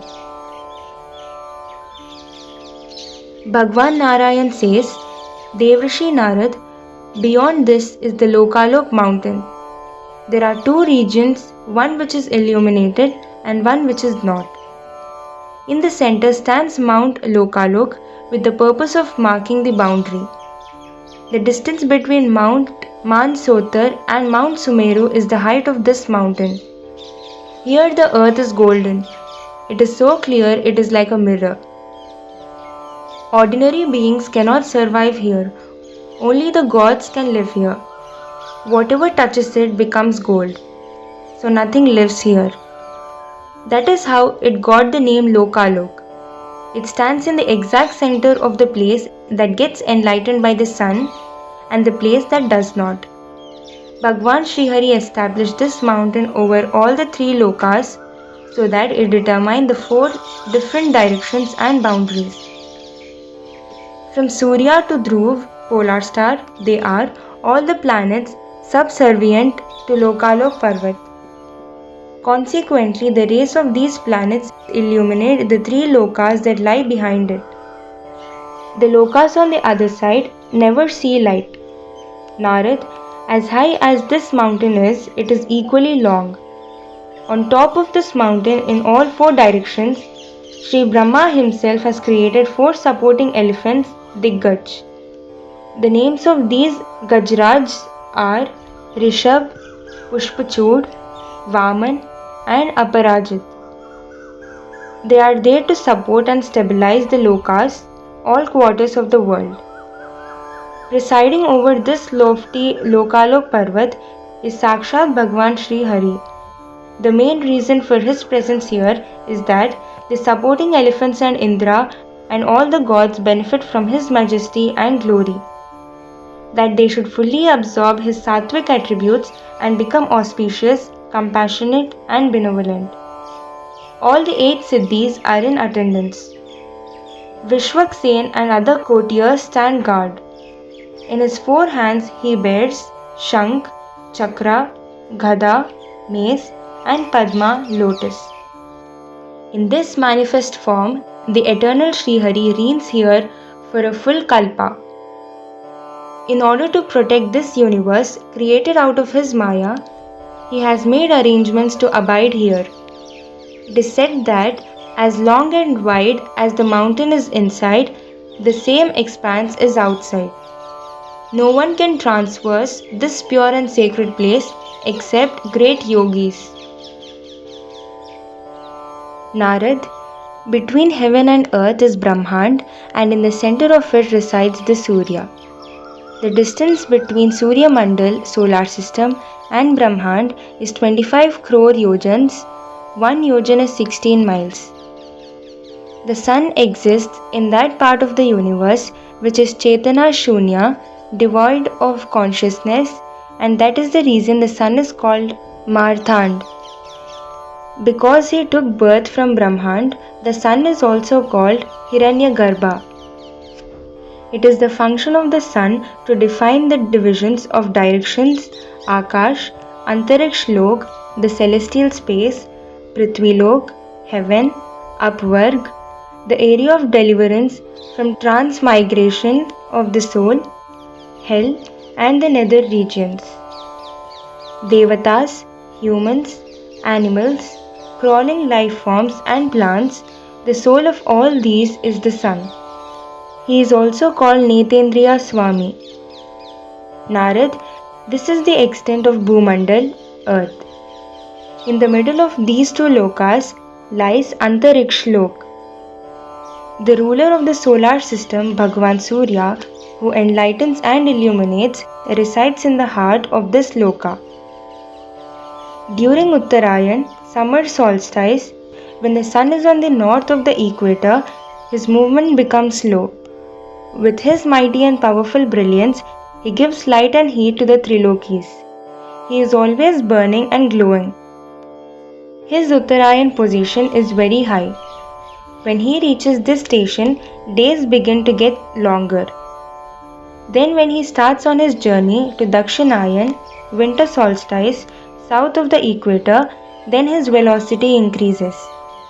This station is at a lower point, and when he reaches here, the days get shorter. The 3rd station of Surya is called Vishuvat, equinox, when the sun is on the equator. On this station, his speed stabilizes because it is on a level plane. Then days and nights are almost equal. When the sun enters Mesh, Aries, and Tula, balance, Rashis, then days and nights are equal. When he enters Vrish, Taurus, and other 5 Rashis, then the days start getting longer and nights shorter. When he enters Vrishchik, Scorpio, and other 5 Rashis, then again there is a change in lengths of the day and the night. Bhagwan Narayan says, Narad, now I will describe the movements of the sun. He moves with 3 speeds, fast, slow, and medium. Munivar, the places of the planets are 3 in number. They are called Jaragdav, Airavat, and Vaishvanar. Jaragdav is in the middle, Airavat in the north, and Vaishvanar is in the south. In each planetary sphere, there are 3 divisions. Ashwini, Bharani, and Kritika are in one division called Nagaviti. Rohini, Mrigashira, and Ardhiri are in Gajviti. Pushya, Punarvasu, and Ashlesha are in Airavati Viti. These 3 Vitis are also called the Northern Passage.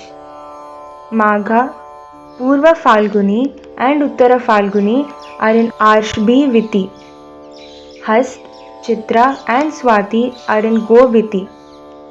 Vishaka, Anuradha, and Jeshta are in Jaragdavi Viti. These 3 Vitis are called the Central Passage. Mool, Purvashad, and Uttarashad are in Ajviti. Shravan, Dhanishta, and Shadbisha are in Brigviti. Purva Bhadrapad and Uttara Bhadrapad and Revati are in Vaishwanari Viti. Ajviti, Mrigviti, and Vaishwanari Viti are called the Southern Passage. When Surya's chariot traverses the Uttarayan path, the 2 wheels are drawn by Dhruv using a flow of wind as a harness. Then it is said that the sun is in Arohan Gati, speed of movement. The chariot moves inside the Mandal. Munivar, during this slow movement, the days begin to get longer and the nights shorter. This is the gradation process. In the same way, when the chariot of the sun is pulled on the Dakshinayan path, then the speed is called Avarohan Gati, and the chariot moves outside the Mandal. At that time, the sun moves with greater speed. Length of daytime decreases and nights get longer. When the sun is on Vishuv mark, it is not pulled in any direction. He is in the balance. He presides in the center of the Mandal, and that is when days and nights are equal. When on the command of Dhruv, Pavan puts the reins, Pash, on the chariot and pulls it, then the sun orbits the inner part of the Mandal. As soon as the chariot is released from the chains of Dhruv, the sun orbits the outer part of the system. On the eastern side of Meru Parvat, in Indra's city, Devdhani, on the southern side of Meru Parvat is Sayamani, city of Yamraj. The great city of Nimlochani belongs to Varun and is situated on the west side of Mount Meru. Vibhavari, the beautiful Puri of Chandrama, lies to the north of Meru Parvat. Those who are learned in the Vedas say that the sun rises in the city of Indra. When it reaches Sayamanipuri, it becomes noon. Then it becomes dusk when it reaches Nimlochini Puri, and when it reaches Vibhavari Puri, it is midnight. All the gods honor Surya Devata, and all beings organize their lives around the movements of the sun. For those who live on Sumeru Parvat, it is always midday. Although the chariot of the sun travels with Sumeru mountain on its left, Pravaha Vayu, one of the 7 winds, causes it to turn towards the south. Sunrise and sunset takes place in front of all beings. Narad, all beings living in the directions and intermediate points of the compass, count their daybreak with the rising sun and dusk with the setting sun. Narad, when the sun enters the cities of Indra and other Lokpals, at that time all the Trilokis get enlightened by his rays. 2 triangles, their 3 corners, and 2 cities get the sunlight spread over all of them. All the islands and continents are fixed to the north of Sumeru mountain. For all those who witness sunrise, the point from where the sun rises is their east. Exactly in the opposite direction will lie Meru Parvat. This has been accepted as a dogma. The sun, with his 1000 rays, determines time and passage. When he moves from Indra's city to Sayamanipuri, Yamlok, it takes him 15 ghadis, 1 ghadi is 24 minutes, to travel the distance of 2.25 crore, 12,75,000 yojans. In the same way, he sets the time and distance when travelling to Varunlok, Chandralok, and back to Indralok. Surya is also called Kal Chakra Atma and Dhyumani. This constant perambulation computes time. Chandrama and all other celestial bodies, together with the planets, keep rising and setting. The sun is also called Trayimai. His chariot makes one revolution of 34,800,000 yojans in one muhurt, 1 hour 48 minutes. This covers the 4 Puris cities in 4 directions. The wind names Pravaha constantly rotates the wheels of his chariot. According to wise men, each wheel of the chariot of the sun represents 1 year. Each has 12 spokes, 3 axles and 6 wheel boxes. One extremity of the axle is on the peak of Sumeru Parvat and the other extremity is on Mansottar Parvat. The wheels of Surya's chariot move like an oil press. In this way, from the top of Mansottar Parvat, the sun performs his perambulation. Within the axle there is one other axle. It is 4 times greater in magnitude than the first axle. Moving round like an oil press, it goes up to Dhruvlok. Narad, the seat of Surya's chariot, is 36 lakh yojans long and 9 lakh yojans wide. These are said to be the dimensions. Arun is the Sarathi, charioteer. Gayatri and other stanzas are said to be the high quality horses. When they are harnessed by Arun, they carry the sun to the places where he bestows blessings and auspiciousness. Arun is the elder brother of Garuda. Surya has engaged him as his charioteer. In the chariot, he sits in the front of the sun but facing him. Always accompanying the sun are Bhalkil and other rishis numbering 60,000. They surround the sun and sing his praises and recite Vedic mantras. In the same way, other rishis, Gandharvas, Apsaras, Nagas, Yakshas, Rakshasas and Devas each worship him for a full month. In this way, for 7 months, 7 Devas worship him continuously. Surya is considered all-pervading and foremost of Devas.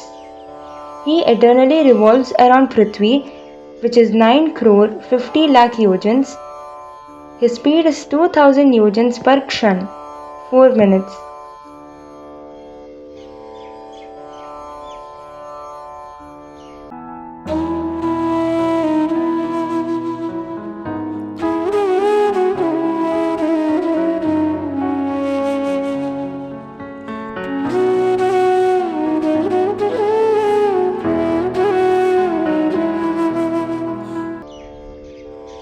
Chapter 8, Episodes 16 to 18. Description of the movement of the moon and other planets, Sishumar Chakra, Rahu and other stars. Bhagwan Narayan says, I will now tell you about the wonderful movements of the moon and other stars and planets. It is from these movements that human beings get knowledge of auspicious and inauspicious times. Just as a potter's wheel moves, ants and insects on it also move. Then these ants and insects have their own speed of movement, and also they do not remain motionless or fixed at a point, but roam here and there. In the same way, when the sun moves with Sumeru and Dhruv on his right side, another movement of the planets becomes apparent on the wheel of time, influenced by the signs of the zodiac, a band of the sky divided into 12 equal parts through which it passes. The movement is dependent on the planet it is passing. Therefore, when one nakshatra ends, the next one begins and there is a change in the speed of movement. These two movements are not contrary or against each other. They are in harmony. This is constant. The one whom all are seeking, that universal Adipurush Bhagwan Narayan, keeps traversing the creation for its nourishment and protection. Also, to purify and cleanse our actions, he has divided his Vedic form into 12 parts and made arrangements for 6 seasons with their attributes. Holy men constantly perform the duties advised by the Vedas and piously practice yoga and worship the Surya roop of Bhagwan Narayan. In this way they achieve auspiciousness. Bhagwan Surya is the soul of all living beings. His movement is in the central path of heaven and Prithvi Lok. He moves firmly fixed on Kal Chakra, wheel of time. 12 months are the divisions of the year. Mesh and other Rashis are his embellishments. Step by step he travels through these 12 months. A month has 2 Paksh, halves or fortnights, Shukla and Krishna, bright and dark. The ancestors counted it as 1 day and 1 night. According to the solar measure, it is 2¼ nakshatras. The time it takes for the sun to travel a sixth part of the year is called Ritu or season. It is a part of a year. The time it takes for the sun to go round the Akash Mandal, including heaven and earth, is called a year. Years are of 5 kinds: Sanvatsar, Parivatsar, Idavatsar, Anuvatsar, and Idvatsar. Those who have knowledge of the speed and time say that the sun does not move at a constant speed. Sometimes he moves fast, sometimes slow, and sometimes at an even speed.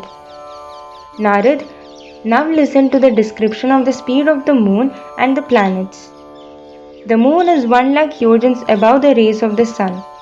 He is known as the Swami of medicines. He completes the 1-year journey of the sun in 2 fortnights, 1 month's journey in 2 days, and 1 fortnight's journey in 1 day. In this way, the Chandrama perambulates Bhuchakra, equator. When it gradually grows to full moon, its display pleases the gods, and when it decreases gradually to new moon, it pleases the mains, ancestors. Its fortnights on the eastern and northern sides make day and night for the gods. The moon is the life of all living beings. In 30 muhurts, 1 muhurt is 1 hour 48 minutes. It passes all the nakshatras. It has 16 divisions. He is called the Anadi Sresht Purush, the Eternal One. He is also called Manomai, Annamai, Amritdhara, and Sudhakar. He nourishes the Devatas, the ancestors, humans, snakes, animals, insects, and plants. Therefore, he is called Sarvamai, all abounding. 3 lakh yojans above the moon is the Nakshatra Mandal, the planetary system. Including Abhijit, there are 28 nakshatras. God has tied them to Kal Chakra. Keeping Meru Parvat on their right, they perform their perambulation.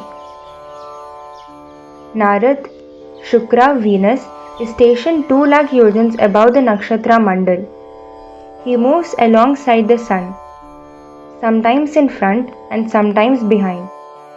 It also has 3 kinds of speeds: fast, slow, and medium. For all living beings, it is friendly and favorable. It is called an auspicious star. It keeps neutralizing the obstacles and ill effects of Bhagavath. 2 lakh yojans above this lies Budh, Mercury.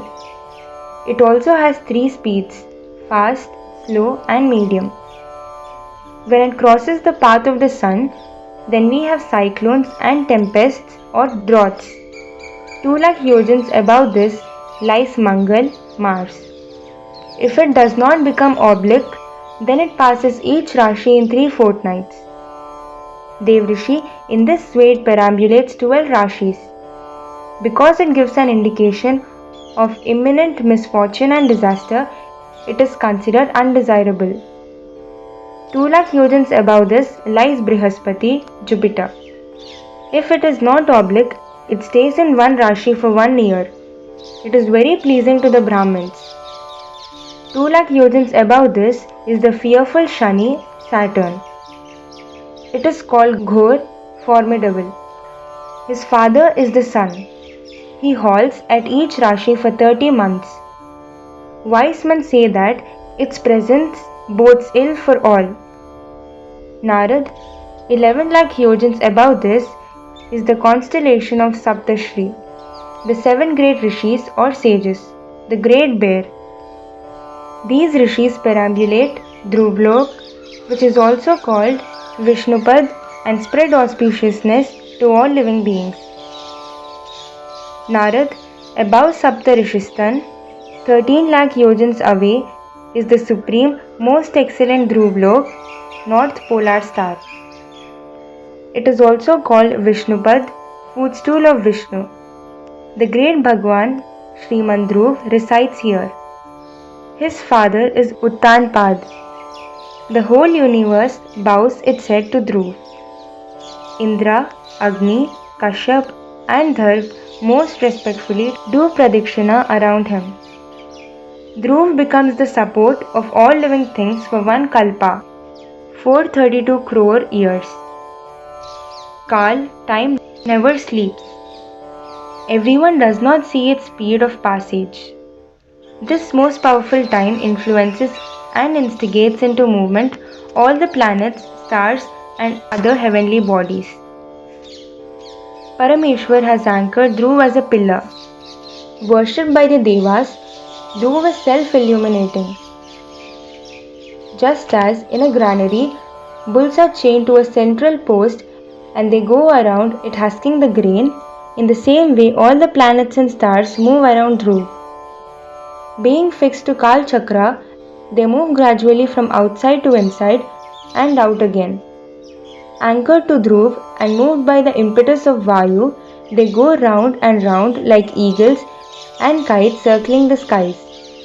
In this way, the moving celestial bodies have a connection with nature and humanity, and this divine relationship prevents them from falling to the ground. Narad, some people claim that the Yog Maya, illusory power of Sri Hari, is the basis of the planetary system, Jyotish Chakra. They say this Jyotish Chakra rests on Kundali coils. The head is downwards. On the higher part of the tail rests the Singhasan of Dhruv. At the root of the tail, Mool, reside Prajapati, Agni, Indra and Dharv, representing the essence of the gods. On the tip of the tail reside Dhata and Vidata, creator and preserver. Sapta Rishigan, 7 great rishis, reside in the middle part. This Shishumar, dolphin or planetary system, lies with his body turned to the right side. The 14 nakshatras of Uttarayan, northern hemisphere, are on its right side. The nakshatras of Dakshinayan, southern hemisphere, are on its left side. Narad, even when an earthly body forms itself into coils, the middle part of the body, near the ribs, remains in an equal and regular arrangement on both sides. The same arrangement prevails in the cosmos also. In the rear part of the cosmic Shishumar, dolphin, is the nakshatra called Aj, Ram. This is to say Mool, Purvashad and Uttarashad nakshatras, 19th, 20th and 21st lunar mansions. In the stomach part is Akash Ganga, Milky Way constellation. On the left and right hip region is Punarvasu and Pushya, 7th and 8th lunar mansions. On the 2 rear legs, left and right side, lie Ardhara, 6th and Ashlesha, 8th nakshatra consisting of 5 stars. On the left and right nostrils are Abhijit and Uttarashad, 21st nakshatra and 21st lunar mansion. Devrishi. On his left and right eyes are Shravan and Purvashad, 22nd and 20th nakshatras. Dhanishta and Mool, 23rd nakshatra, composed of 5 stars, are placed on its ears. Muni. In Dakshinayan, the 10th nakshatra Magha and 8 others are placed in the bones of Vamaparsh, left rib cage. Similarly, The 8 nakshatras of Uttarayan are in the Dakshin Parsh, right ribcage. On the right and left shoulders are placed Shatabhisha and Jyeshta, 25th and 18th nakshatras. In the upper part of Todi, chin, is the place of Agastya, the star Canopus, and in the lower part of the chin is the place of Yamraj. In the face is Mangal, Mars, and in Jananendriya, genitals, is the place of Shani, Saturn. On Kakud, the hump, is placed Brihaspati, Jupiter, also called as Guru. On the chest presides king of the planets, Graharaj Surya. In the heart is enthroned Bhagwan Narayan, and in the mind resides Chandrama. In the stan, udders, reside the 2 Ashwini Kumars, son of the sun, who are divine physicians, and in the Nabhi resides Shukra, Venus. In Pran and Apan resides Budh, Mercury, and in the neck is placed Rahu and Ketu. In this way there are nakshatras in all the limbs and parts of the body, and also in the romecoop, pores of the skin. Narad, this is the most complete divine form of Bhagwan Vishnu.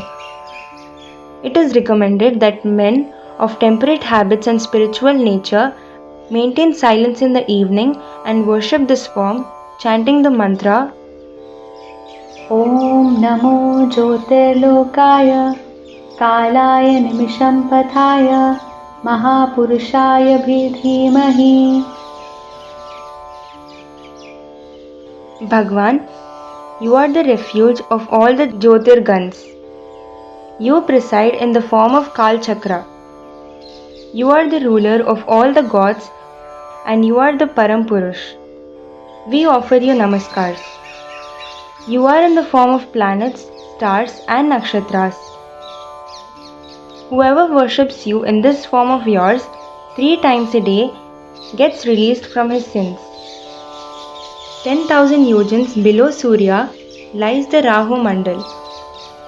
He was born of Simhika or demoness. Even though not qualified, it moves like a planet.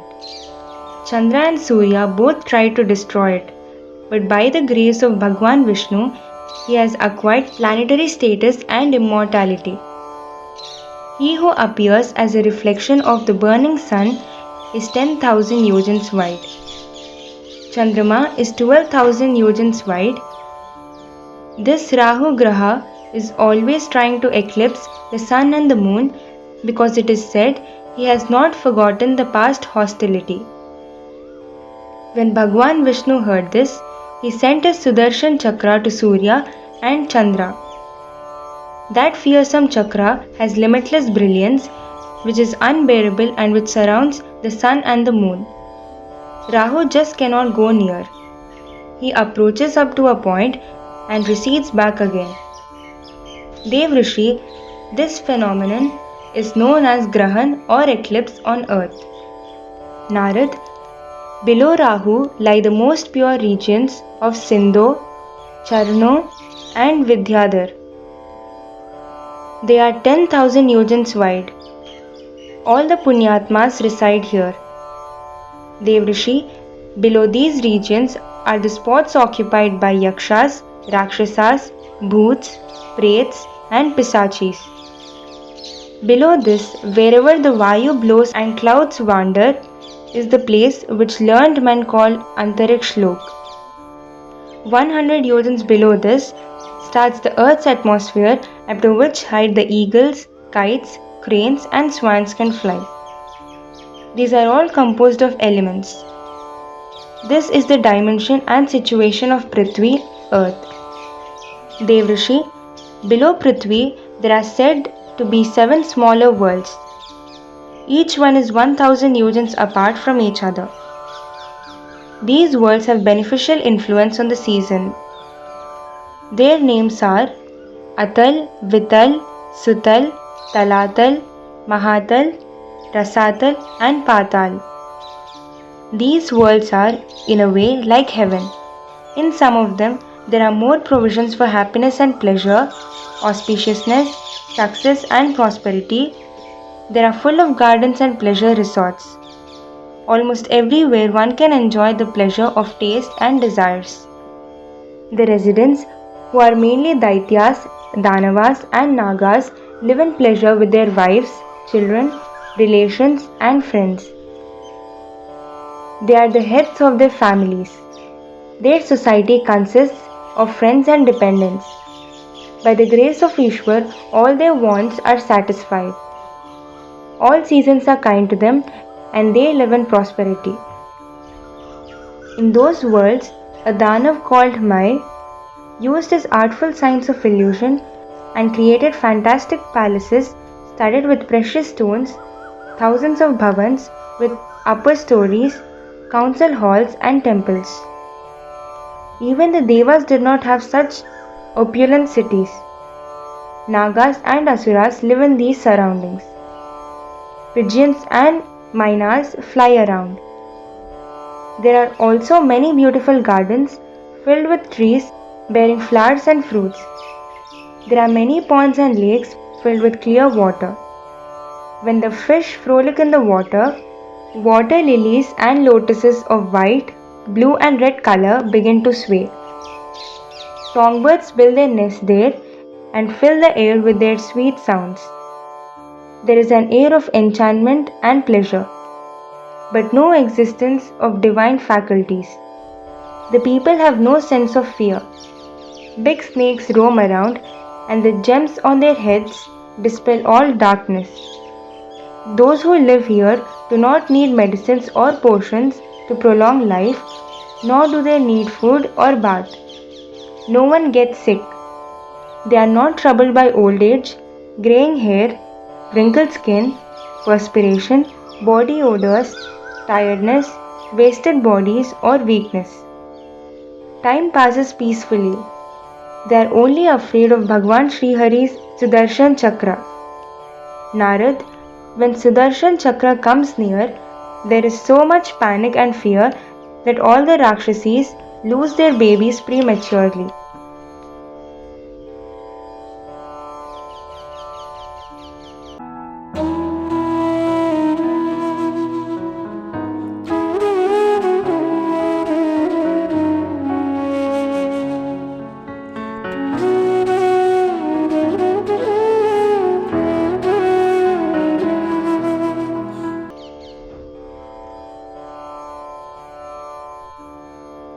Chapter 8, Episodes 19 and 20. Description of Atal, Vital, Sutal, Talatal, Mahatal, Rasatal and Patal.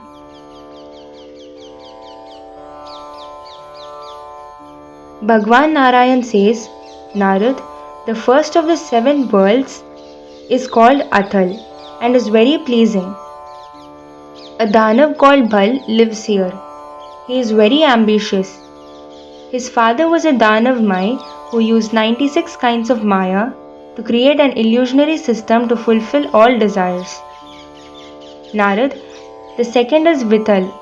It lies below Athal. Here resides Bhagwan Shankar in the form of Hat Keshwar. He is accompanied by his Parshads, attendants. His main purpose is to enhance the creation of Sri Brahma. He and his Shakti Devi Bhavani are worshipped by all the gods. By the glorious luster of Bhagwan Shiva and Parvati, there flows a river called Hath. Vayu instigates Agni to drink that water. While drinking, whatever excess water Agni spits out becomes the famous gold called Hatak. The Daityas are very fond of this gold. Their wives adorn themselves with ornaments made from this gold. Narad, below this lies Sutal. It is the best of all these worlds. Bhali, son of Virochan, lives here.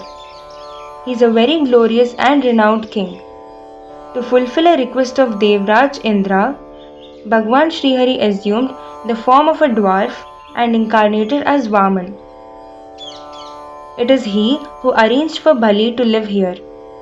He first filled this place with the wealth of all the three lokas and then he established Bali here. Bali has more blessings of Lakshmi than Indra and all the Devas combined. Bali worships with complete surrender the lotus feet of Bhagwan Sri Hari. His attention is always pure. Sutal Lok is still under the lordship of Bali.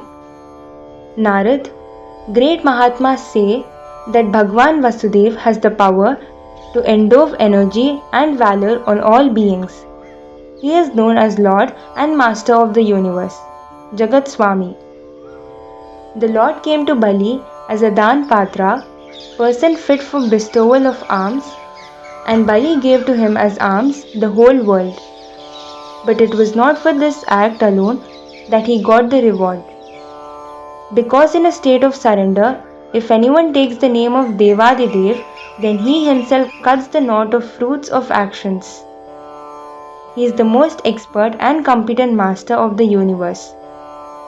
Yogis perform all kinds of austerities, renunciations and yogas to cut the bonds of worldly sufferings and attachments. Therefore, the bestowal of Sutal Lok on Bali should not be misconstrued as an act of liberality or generosity on the part of the Lord. We should recognize it as a blessing upon all of us.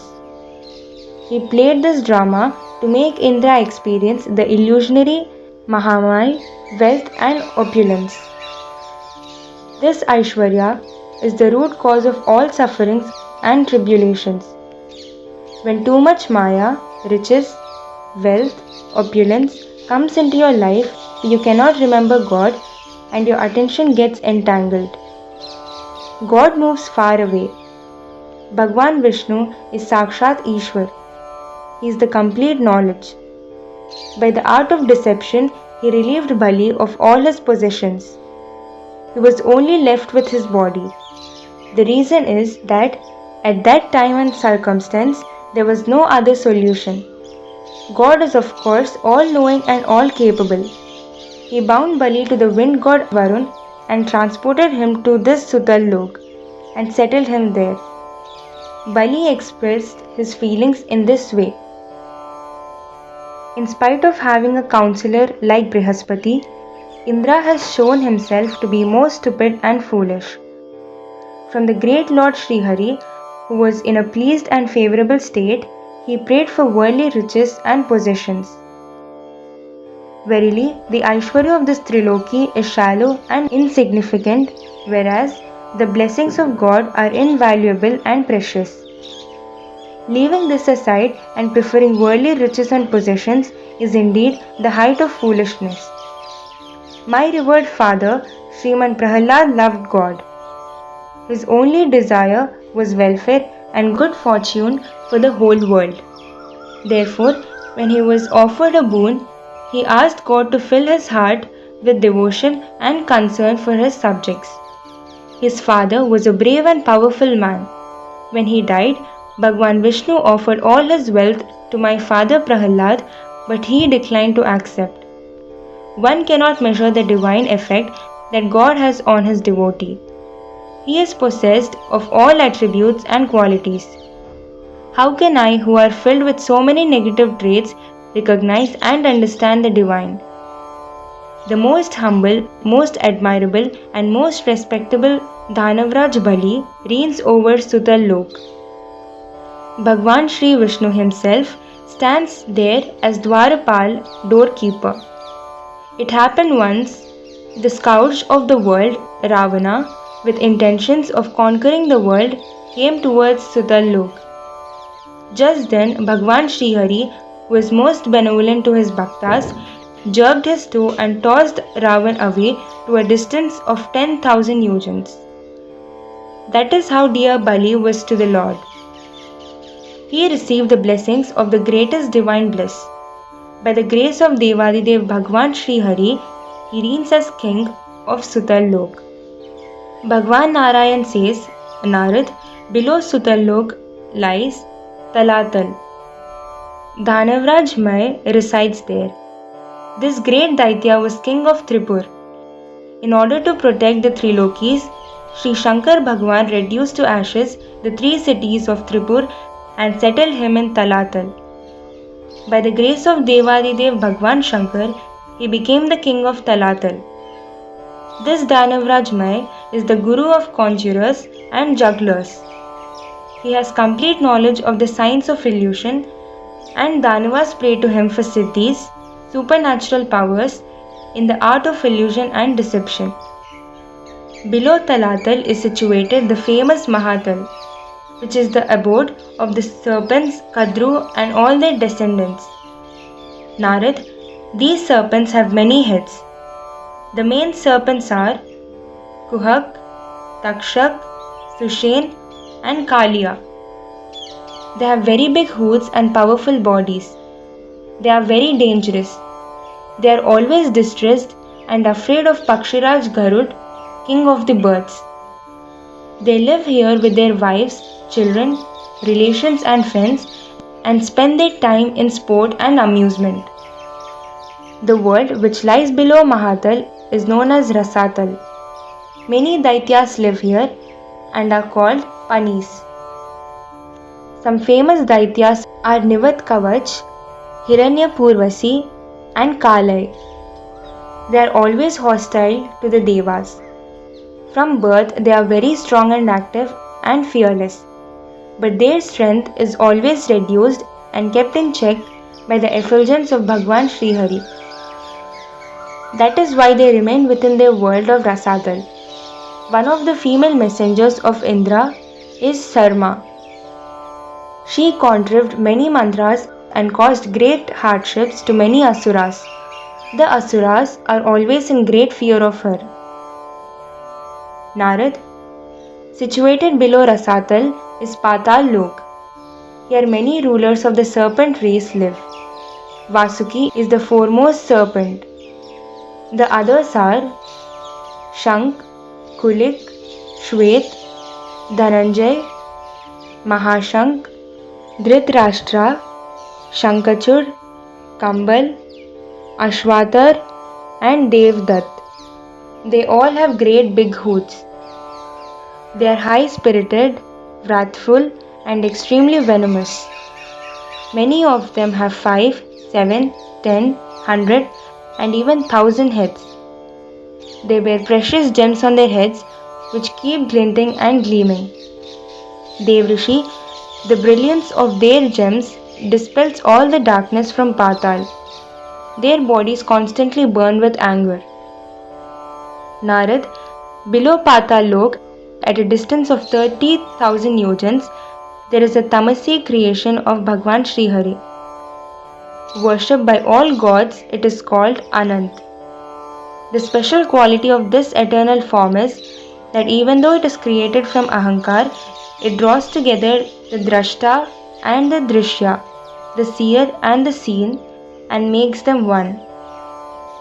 Therefore, it is called Sankarshan, blending together. The serpent is adorned with 1,000 heads and is called Sesh. This Bhagwan Sesh is also called Anant, eternal. This earth which rests on his head looks like a tiny mustard seed. At different times, when the desire for dissolution of the creation arises within the Lord, then from his eyebrows there emerges a Rudra called Sankarshan, who is arrayed with 11 Rudras. These Rudras have 3 eyes. The Rudra Sankarshan also holds in his hands the 3-pointed Trishul. His Shakti has no bounds. His only purpose is to annihilate and dissolve the creation. Muni, on both the feet of Bhagwan Seshnag, the toenails are like red rubies and most beautiful.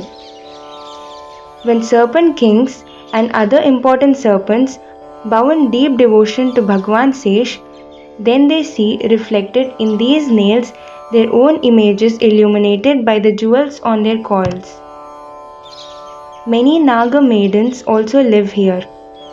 They have beautiful forms and slender limbs, and they adorn themselves with paste of sandalwood, aguru and kasturi. Their only desire is to obtain the blessings of Bhagwan Sesh. Bhagwan Anant is exceedingly benevolent. No one can measure his generosity and power. All divine attributes reside in him. For the benevolence of the world, he has reduced the impulse of anger, hatred, and jealousy. All the gods are continuously engaged in worship of this great Shakti. He is meditated upon by the Devas, Siddhis, Asuras, Nagas, Vidyadhars, Gandharvas, and Munis. His eyes are intoxicated with divine love. He pleases all with his nectar-filled voice. On his neck, he wears a Vaijayanti mala. This mala, which never wilts or dries, is made of tender tulasi stems, and to add to its beauty, bumblebees keep hovering over it. Devadidev Bhagwan Sesh wears blue robes and earrings in one ear only. His powerful arms rest on the hump of a plough. Wise men say Bhagwan Sesh is the foremost among gods. The golden Prithvi rests on him like a howdah on an elephant.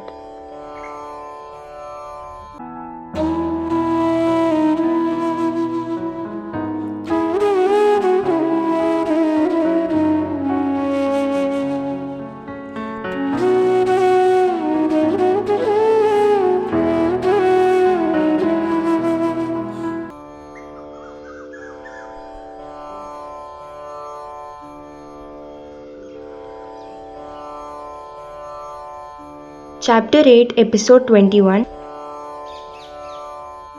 Narad sings the praises and glory of Bhagwan Anant.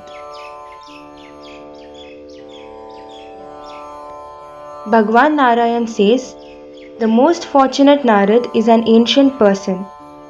He is known as the human son of Brahma. One day he went to the court of Brahma and began to sing the praises of Bhagwan Anant.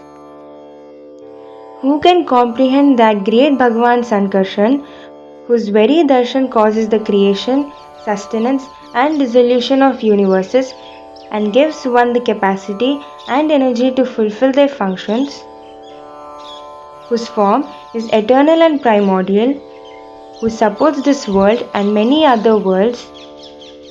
Within him lies the causal for the creation, and this caused him to take the form of a lion. He has taken this sattvic form of Bhagwan Sankarshan for the benevolence of all of us. A person who is in distress, if he even casually utters the name of the Lord as he has heard it from someone else, all his greatest sins are forgiven. Then why does a human being have to go looking for other gods? This Bhagwan Sesh has 1,000 heads. Because he is infinite, he is also immeasurably powerful. This Bhoomandal, earth, with all its rivers, mountains, oceans, and all living things, rests on only one of these heads like a speck of dust. If one has even 1,000 tongues, he cannot adequately describe the all-pervading power and majesty of the Lord. No one can fully know the extent of the valor, the splendor, the qualities, and attributes of Bhagwan Anant. He resides at the base of Rasatal. For the sustenance and this movable and immovable creation, he creates the play of supporting the Prithvi. Munivar, according to a person's karmas, he gets a place in a particular state and situation. This is known as the maturity or result, paripak, of karmas. If you want this knowledge, I can give it to you. You can listen to this explanation if you so desire.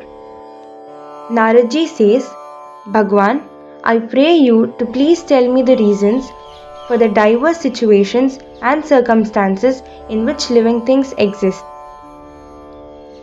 Bhagwan Narayan says, Narad, according to the faith and fervour with which a doer performs his actions, diverse fruits are received. Even in faith and fervour, there are 3 divisions and the resultant fruits are different. When an action is performed with sattvic fervour and inclination, then the fruits are a state of bliss and happiness. Actions done with Rajasi Shraddha puts one into circumstances of hardship and difficulties, and acts done with Tamasi inclination and fervor gives us fruits, imbecility, ignorance, sorrow, and unhappiness.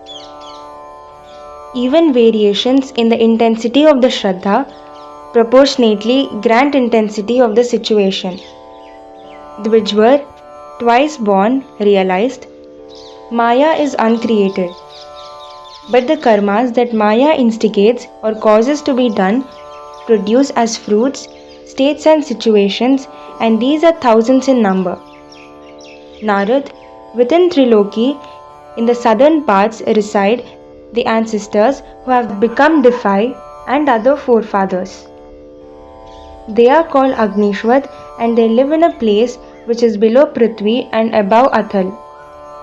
Being virtuous and upright, they are always in meditation on the Paramatma, and their only desire is that their descendants attain auspiciousness and spiritual ascent. Bhagwan Yamraj presides over these regions.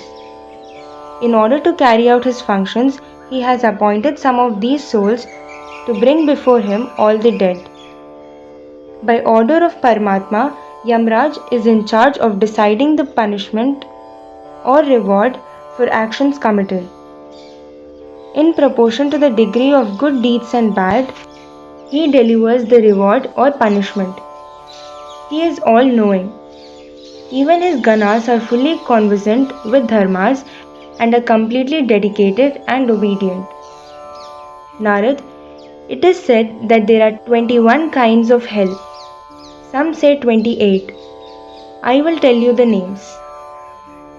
Tamistra, Andhatamistra, Raurav, Maharaurav, Kumbipak, Kalsutra, Asipatra, Sukarmuk, Andhakub, Krimibhojan, Sandansh, Tapta Surmi, Vajrakantak Shalmali, Vaitarni, Puyod, Pranarod, Vishan, Lalabaksh, Sarmayadan, Avishi, Ayahpan, Sharkardam, Rakshagan Bhojan, Shootprot, Dandashuk, Avatarod, Paryavardhan, and Suchimuk. These are the 28 kinds of hell where one has to suffer torture and torment.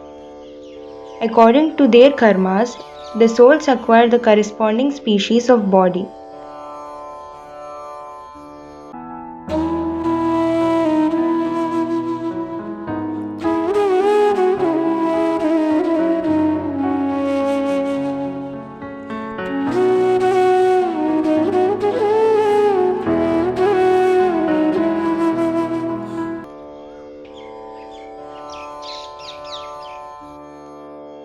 Chapter 8, Episodes 22 and 23. Description of the different hells. Naradji said, O Eternal One, what are the various karmas which inevitably merit hell? I desire to hear it entirely. Bhagwan Narayan says, Narad, the person who steals away another's property, wife and children is captured by the messengers of Yama, who are of most fearful appearance. They bind him in the chains of time and he falls into the hell called Tamishtra. He is beaten with whips, he is reprimanded, and then the punishment is pronounced. In the next life he has to suffer great hardships. He who deceives another and has illicit relations with his wife is taken by the messengers of Yama after death and thrown into the hell called Andhatamistra. There he suffers unbearable pains. He becomes blind, his intelligence fails, he falls into hell like a felled tree. Because of these sufferings, ancient seers call this hell Andhatamistra. This is mine, this is I. With this kind of ego, pride and attachment, a man becomes hostile towards others and only cares for his own family and only looks after their requirements. When such a man dies, his selfish actions cause him to be thrown into the hell called Raurav. This hell is most fearful for all. All those who were murdered by this selfish man live in this hell as animals called Ruru. And then, when their murderer dies and falls into this hell, they cause him extreme suffering. That is how it got the name Raurav. Elders have said that these Ruru animals are more dangerous than serpents. The hell called Maharaurav is similar to this. Here, the soul gets the body necessary for his punishment. The Rurus here are flesh-eating animals and they inflict untold pain and misery on those who are thrown here. Narad, those who are wrathful and violent in nature and cruel and merciless towards all living things and kill for sport and pleasure, are taken by the messengers of Yamraj and thrown into a hell called Kumbipak. They are thrown in cauldrons of boiling oil and cooked. As many hairs as the killed animal had on its body, for that many thousand years he would remain in the boiling oil. He who is hostile to his father and to Brahmins is sent to a hell called Kal Sutra, which is constantly burned by Surya and Agni. There he suffers pangs of hunger and thirst, while the heat of the sun and fire keep burning him. He is in a constant state of agitation, sometimes sitting, sometimes standing, and sometimes running. Dev Rishi, in spite of there being no disaster or calamity, if a person renounces the path of dharma and takes refuge in a false guru and impostor, that sinner is taken by Yama's messengers and thrown into a hell called Asipatra. There they are lashed with whips and have nowhere to run. The whips are so sharp-edged that they get deep cuts all over the body. The pain is so great that they cannot walk. In this way, those who forsake the path of truth and embrace false gurus and their wrong teachings have to endure sufferings.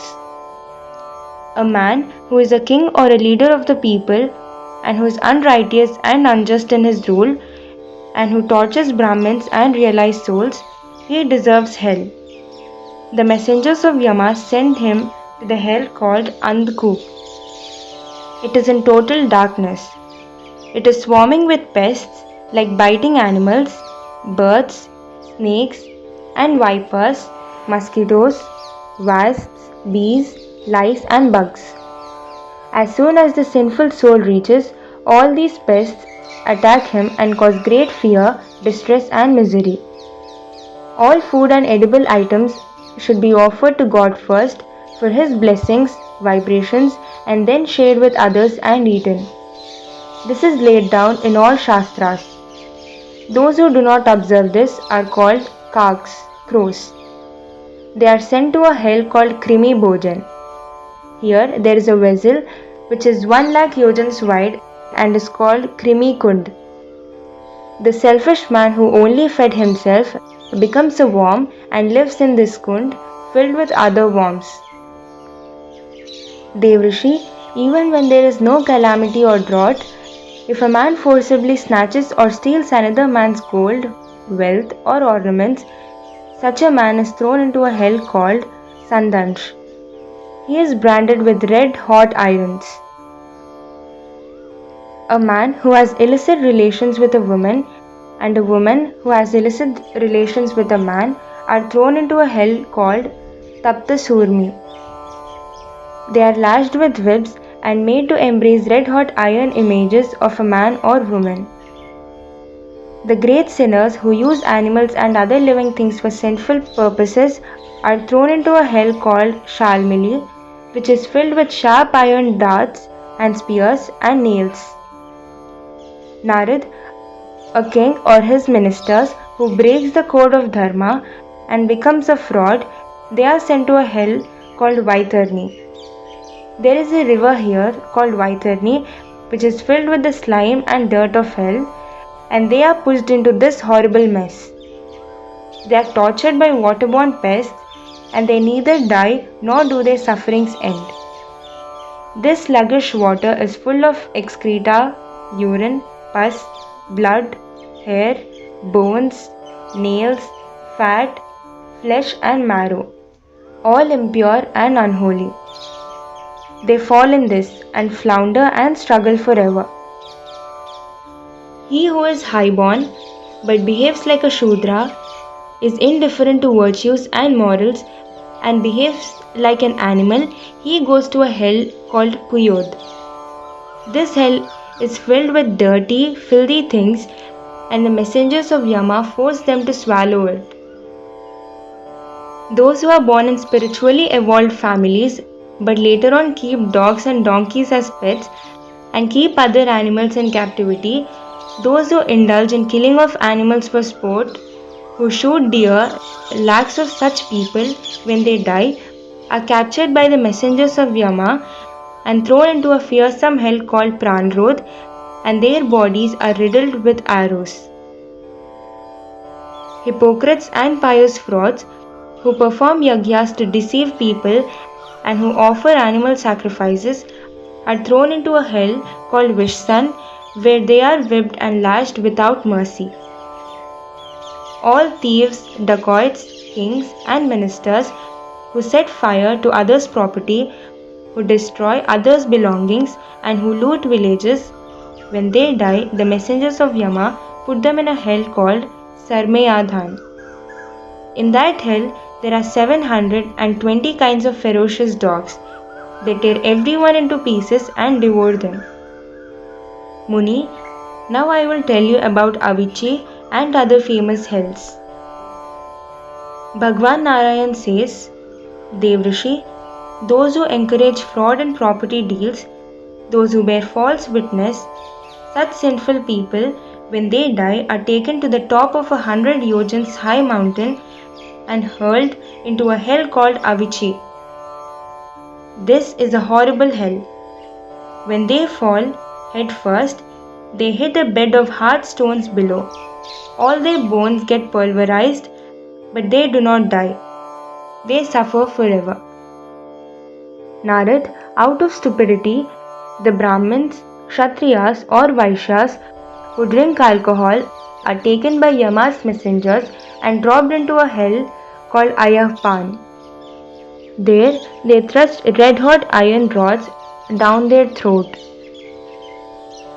Those who are low-born but out of ego do not recognize and respect realized souls, they are considered despicable and egoistic. They are sent to a hell called Sharkardham, where they undergo untold sufferings. Men who are bewitched by lust and carnal desires and try to increase their virility by making sacrifice of male human beings, and similarly, women who want to increase their attraction and consume the meat of male animals, are thrown into a hell called Rakshogan Bhojan. All those who are killed as sacrifice become Rakshasas and wait near Yamraj. When the sinners die and come there, these Rakshasas become butchers and attack them with sharp axes, drink their blood, and sing and dance. Narad, those who lure innocent and trusting people and then torture them for pleasure and sport, suffer in a hell called Shulproth. They are pierced with spikes and darts, and birds with pointed beaks poke them. All their past misdeeds hound them. Those who are cruel and tyrannical and cause harm to others go to a hell called Dandashur. There, 5-headed and 7-headed snakes keep striking them. The man who forces another to be locked up in a dark room or to live in gloomy dark houses are taken by the messengers of Yama to a hell called Avatarod and locked in dark rooms full of poisonous smoke and gas. When the head of a household does not welcome guests to his house but glares at them as if to burn them to ashes, on his death the messengers of Yama put him into a hell called Paryavartan. Eagles, hawks, crows, and other birds attack them with sharp talons and beaks and take out their eyes. There are people who are abounding in wealth, and this increases their ego. They are always suspicious of people, treat them with contempt, whose attention is completely occupied with amazing wealth and spending it, whose hearts are always dry, who never find peace, and who are always guarding their positions like yakshas. When such egoistical people die, the messengers of Yama take them to a hell called Suchimukh. There, all their limbs are stitched together.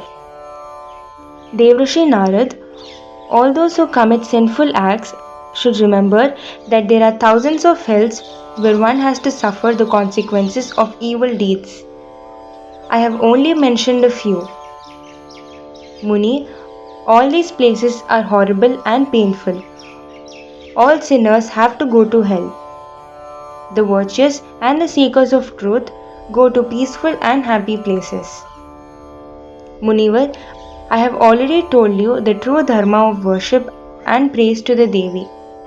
This alone can save one from going to hell. As soon as she is worshipped, Bhagavati Jagadamba rescues one from the ocean of illusion and worldly bondage.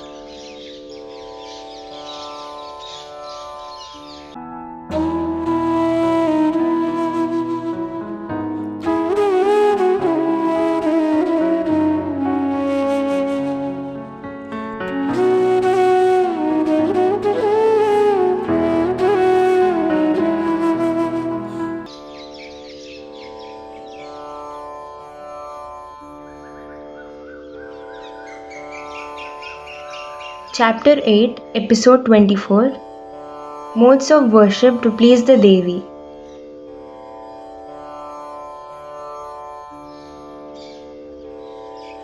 Naradji asked, Maharaj, what is the best way to worship the Devi, to please her and attain her lotus feet?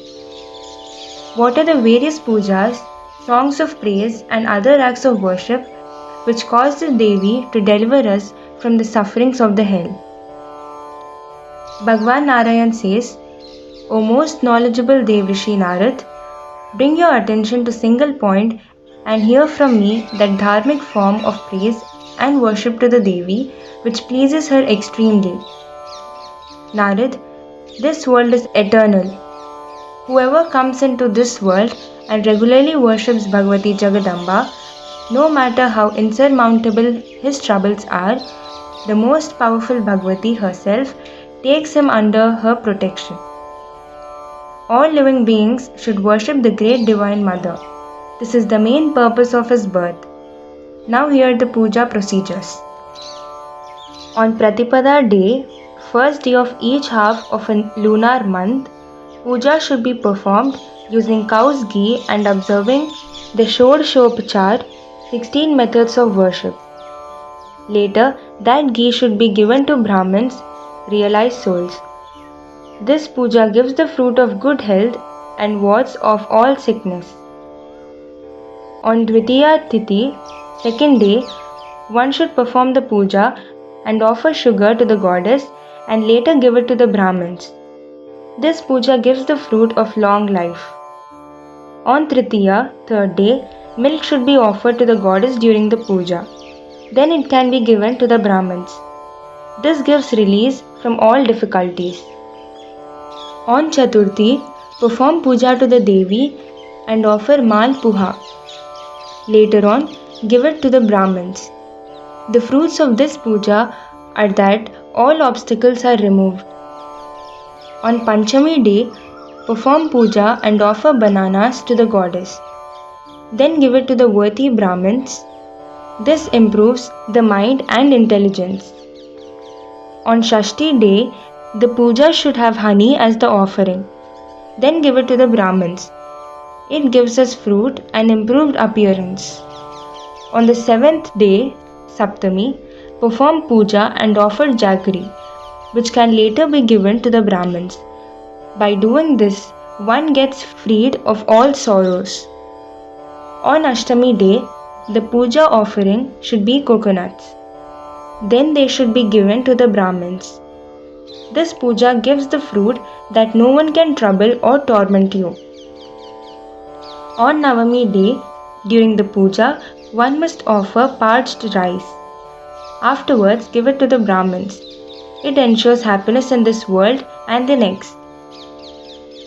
Muni, on the Dashami day, the puja offering should be black till seeds, sesame. This can be given to the Brahmins. By doing this, one gets rid of the fear of Yamlok. On Ekadashi day, one should worship Devi Bhagavati and offer curd and then give it to the Brahmins.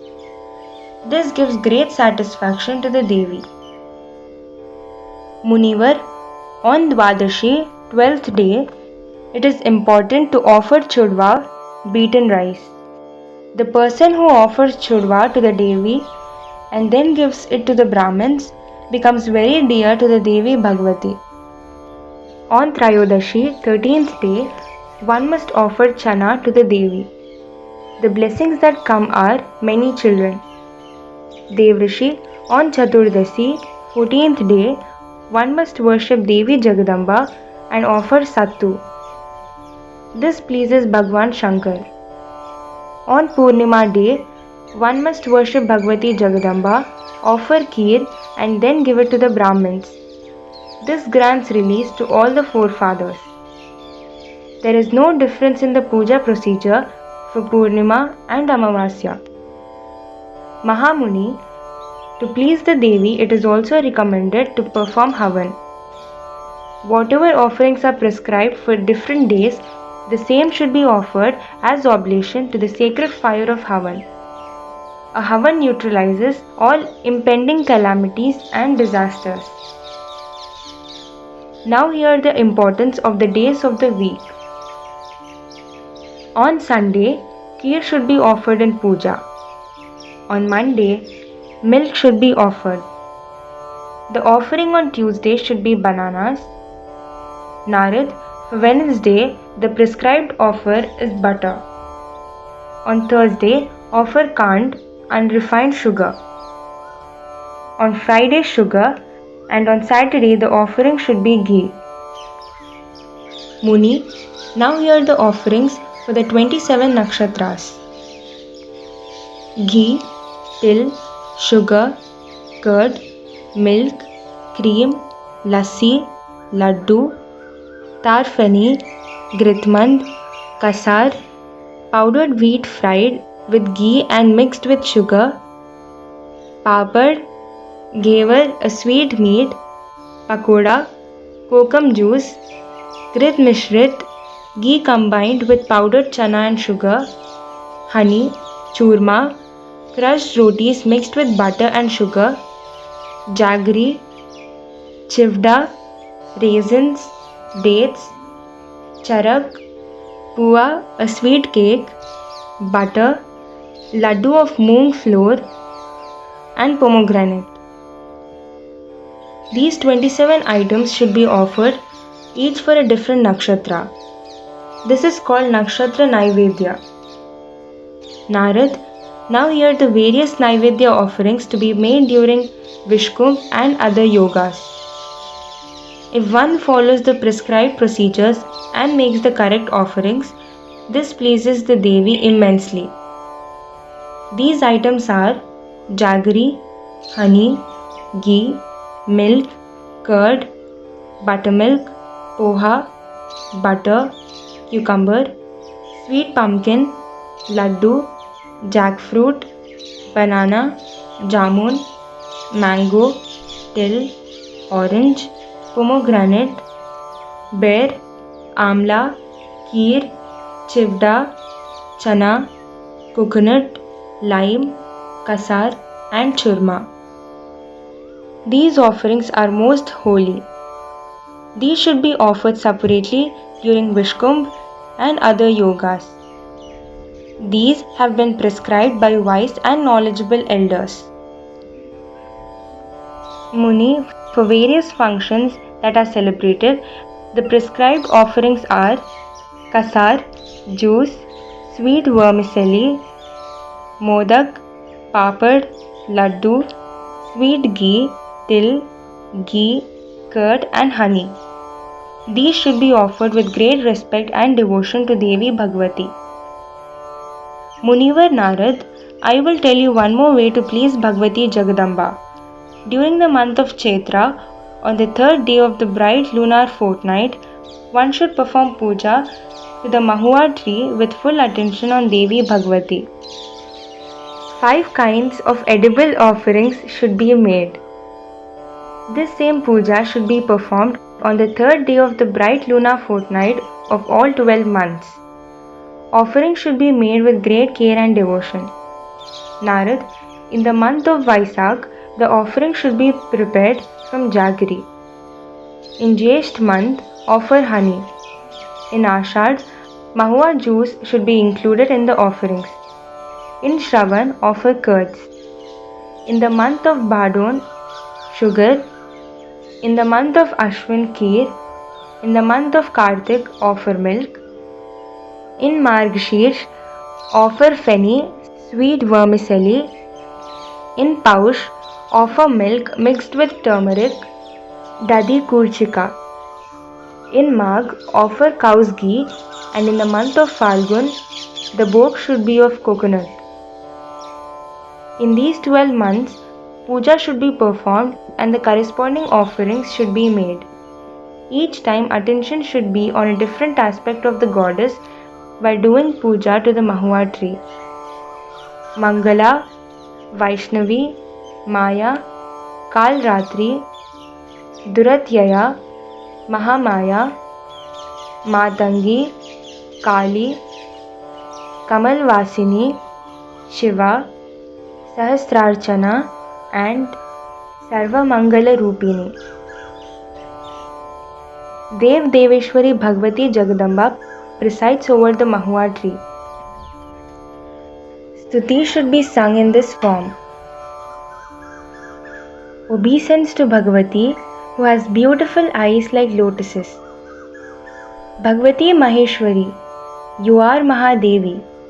You are Jagaddatri and your form is Mangalmay, pleasing and auspicious. We offer you our namaskars. O most omniscient one, O Devi, you are supreme. You are the destroyer of all sins. You give us the way to salvation. O Parameshwari, Parabrahma Swarupini, support of all, easily accessible to devotees.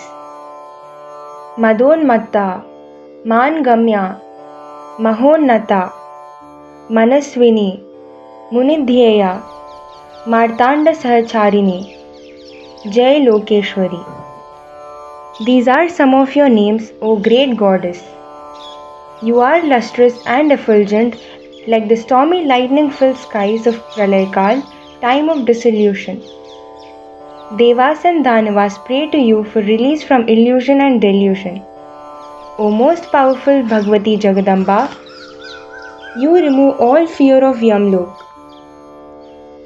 You are Yam Puja, that is, worshipped by Yama, Yamagraja and Yamanigraha, that is, obstructing the passage to hell.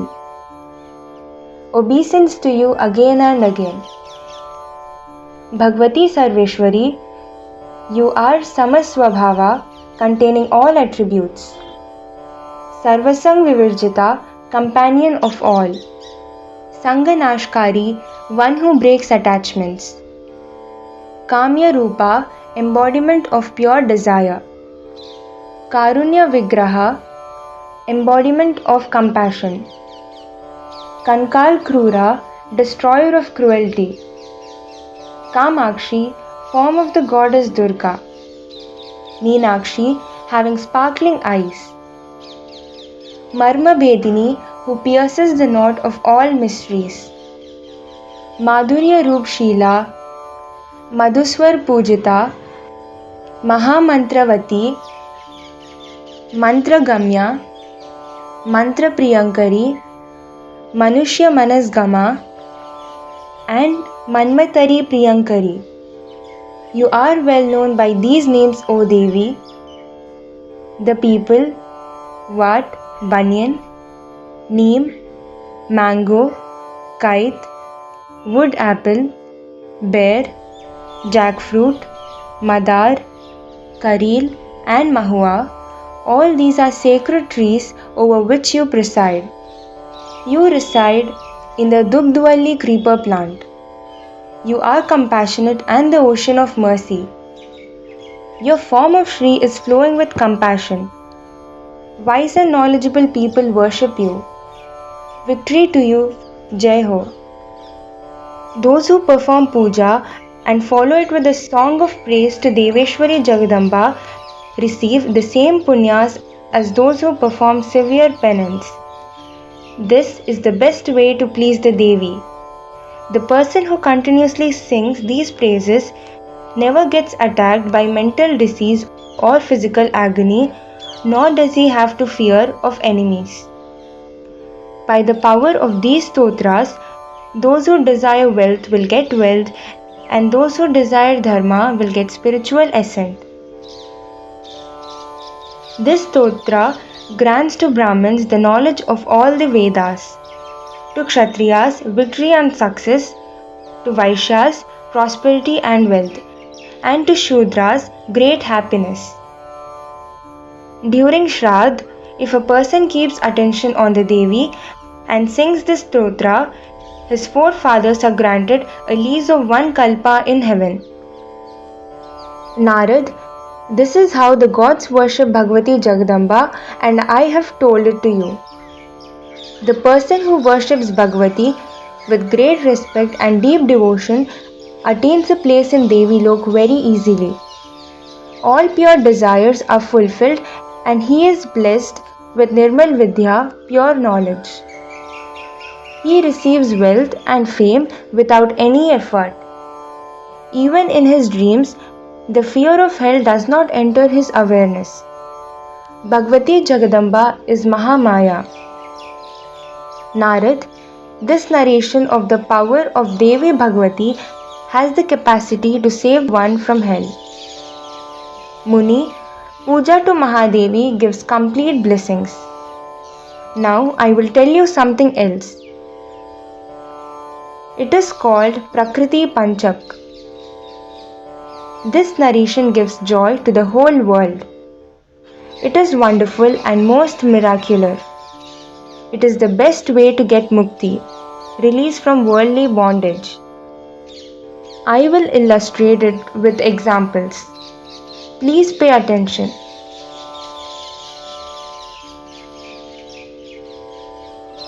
End of chapter 8.